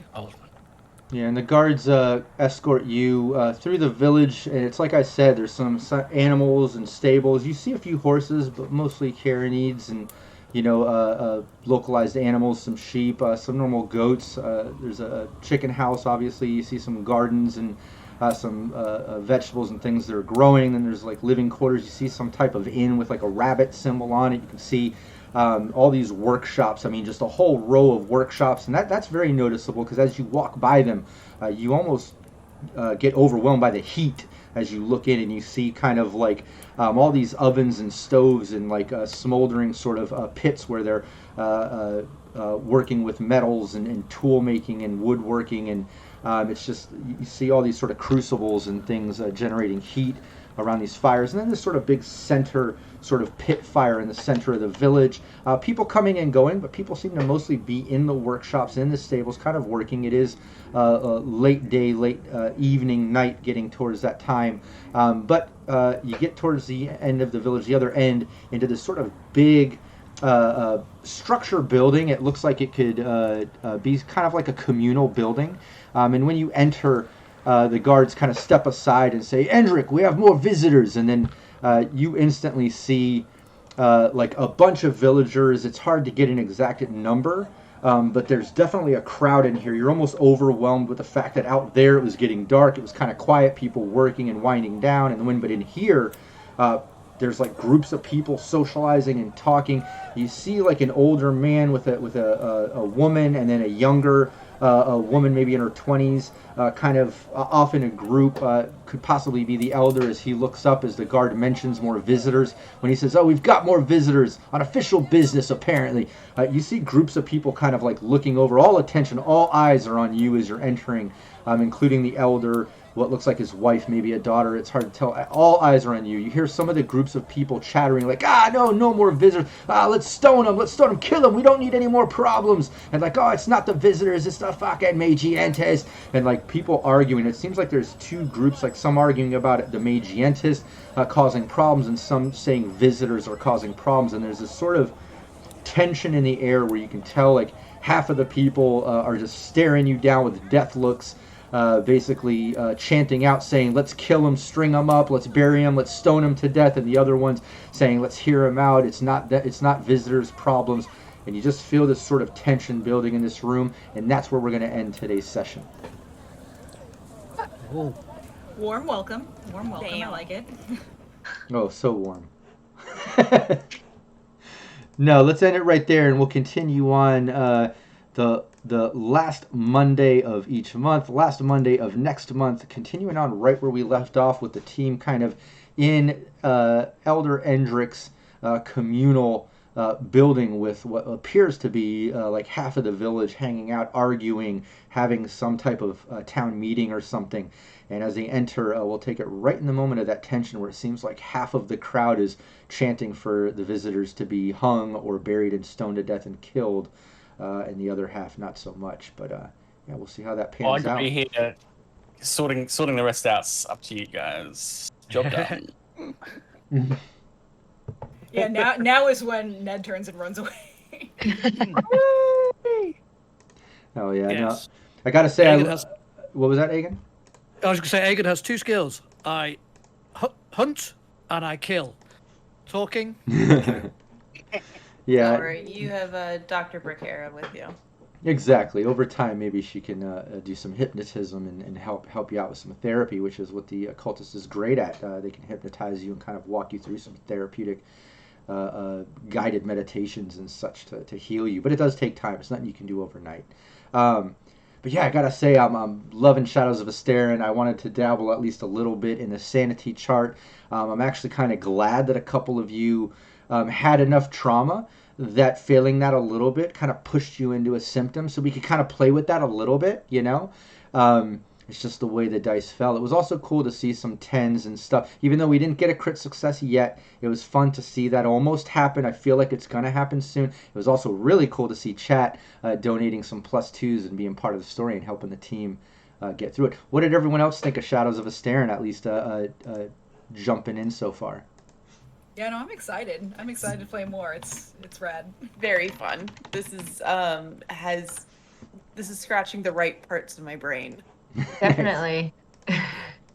I've Definitely making you think a little bit. I've worked with these publishers for years now at shows and at conventions, and I've always loved the books and the artwork. And it's fantastic to finally get a chance to play the game and see it is It's dark, but it is as beautiful as I always imagined it would be. Yeah, it makes you Really think good. before you make a move because you Yeah. know you can get hurt, and just that's it. It's the end of you. Or the end of the Yeah. person next to you. You can kill the person next to you without even meaning to. So it's very nice to actually have to like think of everything you do before you do it. Yeah. And I took that. I got attacked by that wolf. Like, I got hurt, and I'm just looking through the rules. That is going to take, like, days and days and days to heal off. And I wasn't even that badly wounded. No, So look at it's Realistic. yeah. Look at Brakera. She's down from good. Now she has a -1 on all actions moving forward till she heals. She took enough damage, but it does show you how, like Val just said, how real it is, how brutal it could be. Like, you know, like in real life, like you want to avoid combat with swords and bows. You know, like you wouldn't just be diving in like a And hero, wolves. like in normal D&D games and stuff where you have like 40 hit points or 50, and it takes No, so many yeah. blows. Like in this game, you could literally die with one blow or You one can, bite yeah. or Well, two. it's- You know, it's brutal. It's cool because then you have to really consider, is my character going to do this? And am I okay with the repercussions of my character doing this? Yeah. Because I feel like Brakera wants to like find some unity within the group, and her rushing out to stab a wolf in the head is her logical sound mind doing that. Oh yeah. Yeah.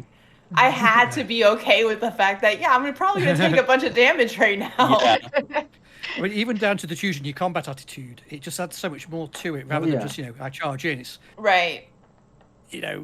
I would never normally do quick attacks, but then there's a wolf diving at 2 of my traveling companions, so it's you Exactly. take that gamble. Right. Yeah. Oh yeah, and you brought up a great point, Steve. I do want to mention because about knowing the company itself and the creators of the game, and you're excited to finally play it. It's just as brutal and horrific and beautiful as you would expect. And we're barely even getting into it. So much planned. I can't wait to get deeper and deeper into this. But yeah, thanks to you and Sirenscape for the introduction. I wouldn't even be into Shadows of Esteren or Nell and the team there at Studio Agate if it wasn't for Steve and Sirenscape taking me and Val to Gen Con, being part of the team recently, and that's absolutely how we got into this, and I'm loving it. I love the the low fantasy, like horror aspect. Like I love the beautiful scenery and the snowy, wintry atmosphere, the brutalness of it all. And I'm sure there will be more romanticism and beauty shining through here and there, and there will be moments. But I'm digging on the horror and the darkness and the danger that it's already seeming to kind of show. Like I'm really digging it. It's a bit of a shameless plug for Sirenscape, but I don't know if you know the sound set, but we actually have a Shadows of Esteren sound set. Oh yeah, called Dirk. Yep. And the music in it is absolutely beautiful. It just shows the kind of the level of artistry that goes into this game. Oh yeah. And they had us fly out to Paris a few years ago, and we actually got There's the we album, actually got to, the CD. got to play the music with a large orchestra in a beautiful Parisian cathedral. It was one of the most magical nights I think I've ever witnessed. It was absolutely amazing. So, thank you so much to Nell and the team for doing this. Absolutely. All right, well, great. I'm looking forward to diving into this more and more. We're going to do this on the last Monday of every month, 5 p.m. Pacific time every month. So everyone in chat, anybody watching the VOD, anyone listening to the podcast, make it a plan the last Monday of every month right here, Cybernation Uncensored on Twitch for the live, the YouTube for VOD, and podcast for the audio.